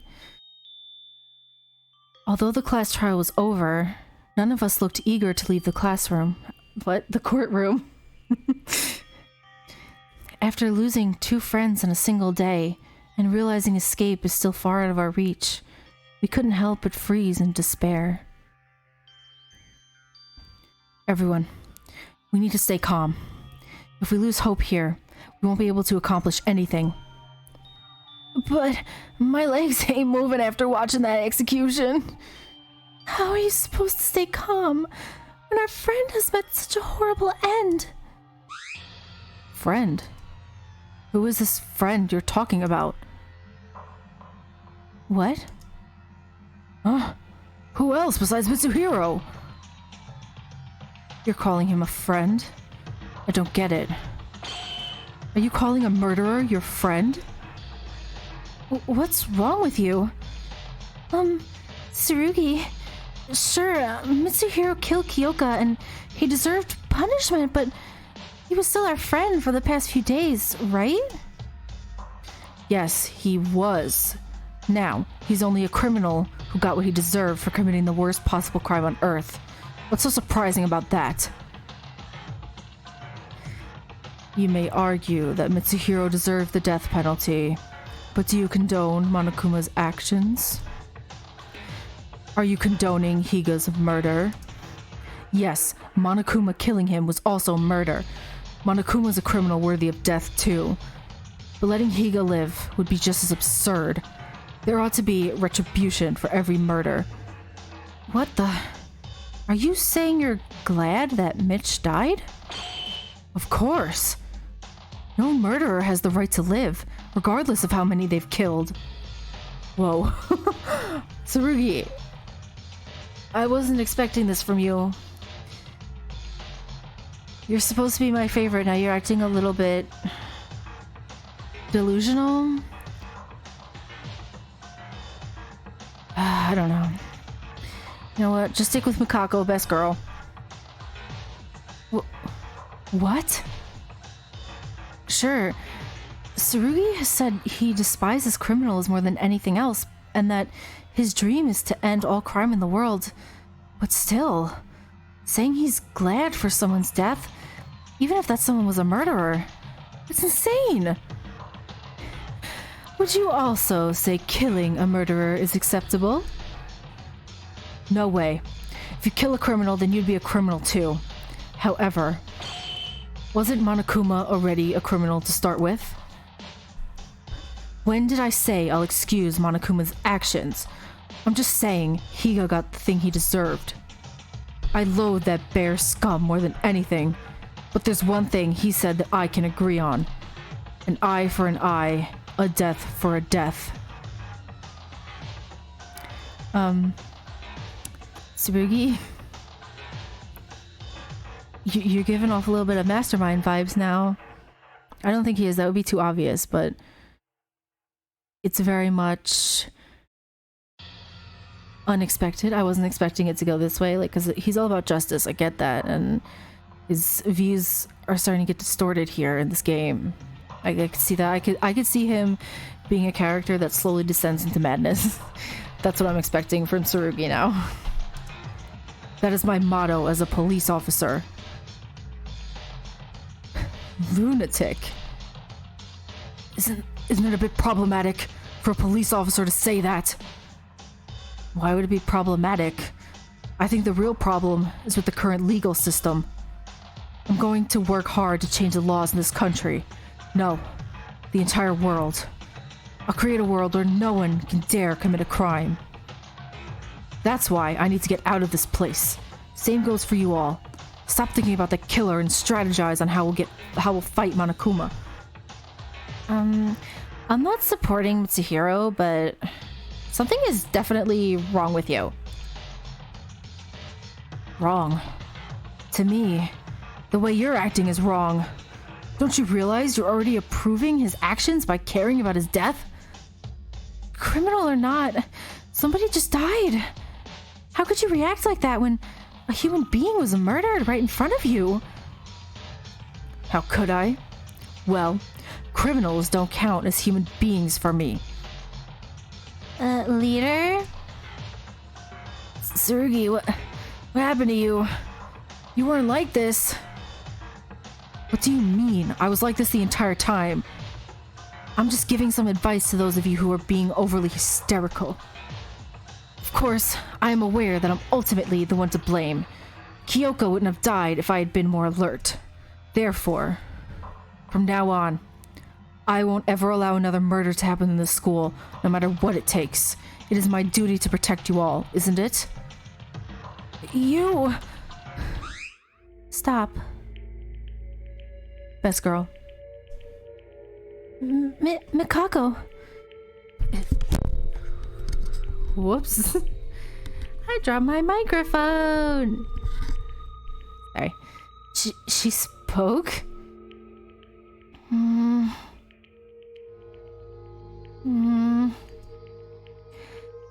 Everyone's exhausted. Let's go to our rooms and rest. Calm down. We can talk again tomorrow. Right. This is mind-blowing incident has us all heated up. Let's cool our heads and talk again tomorrow. Fine.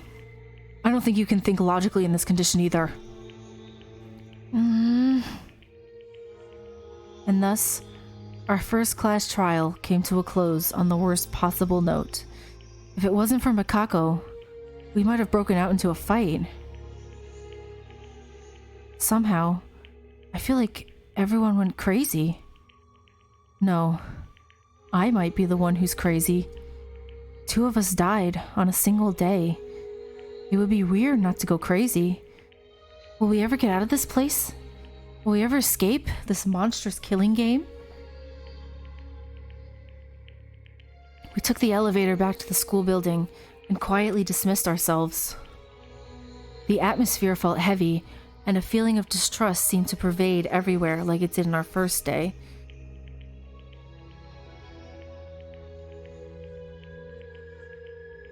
Everything that happened today already feels like memories of a distant past. Surrounded by this bizarre environment, my sense of reality is slowly fading away. The day I left home for Host Peak Academy, a week prior to today, seemed like it was from a long time ago. I couldn't even recall what my parents looked like. My family. Ugh. Kyoka. The trial, Mitch, execution, Tsurugi. My brain drifted in confusion as these thoughts kept swirling in my mind. We made it through our first class trial, the very embodiment of despair, without achieving anything. But this was merely the beginning of despair.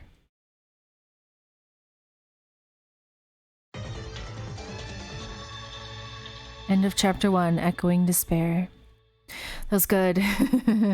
I like that.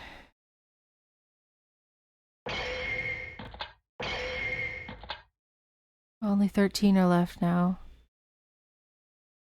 Alright, so that is the end of chapter 1. I'm gonna stop here because I have been talking for many hours and my throat is kind of hurting. So even though I really do want to play more, like I'm really into the story, it's really good. I'm gonna stop for now, but I will see you in the next one when we start chapter 2, and hopefully our best girl Mikako survives this game, because if she dies, I'm gonna lose it. Anyway, I will see you in the next one. Bye bye.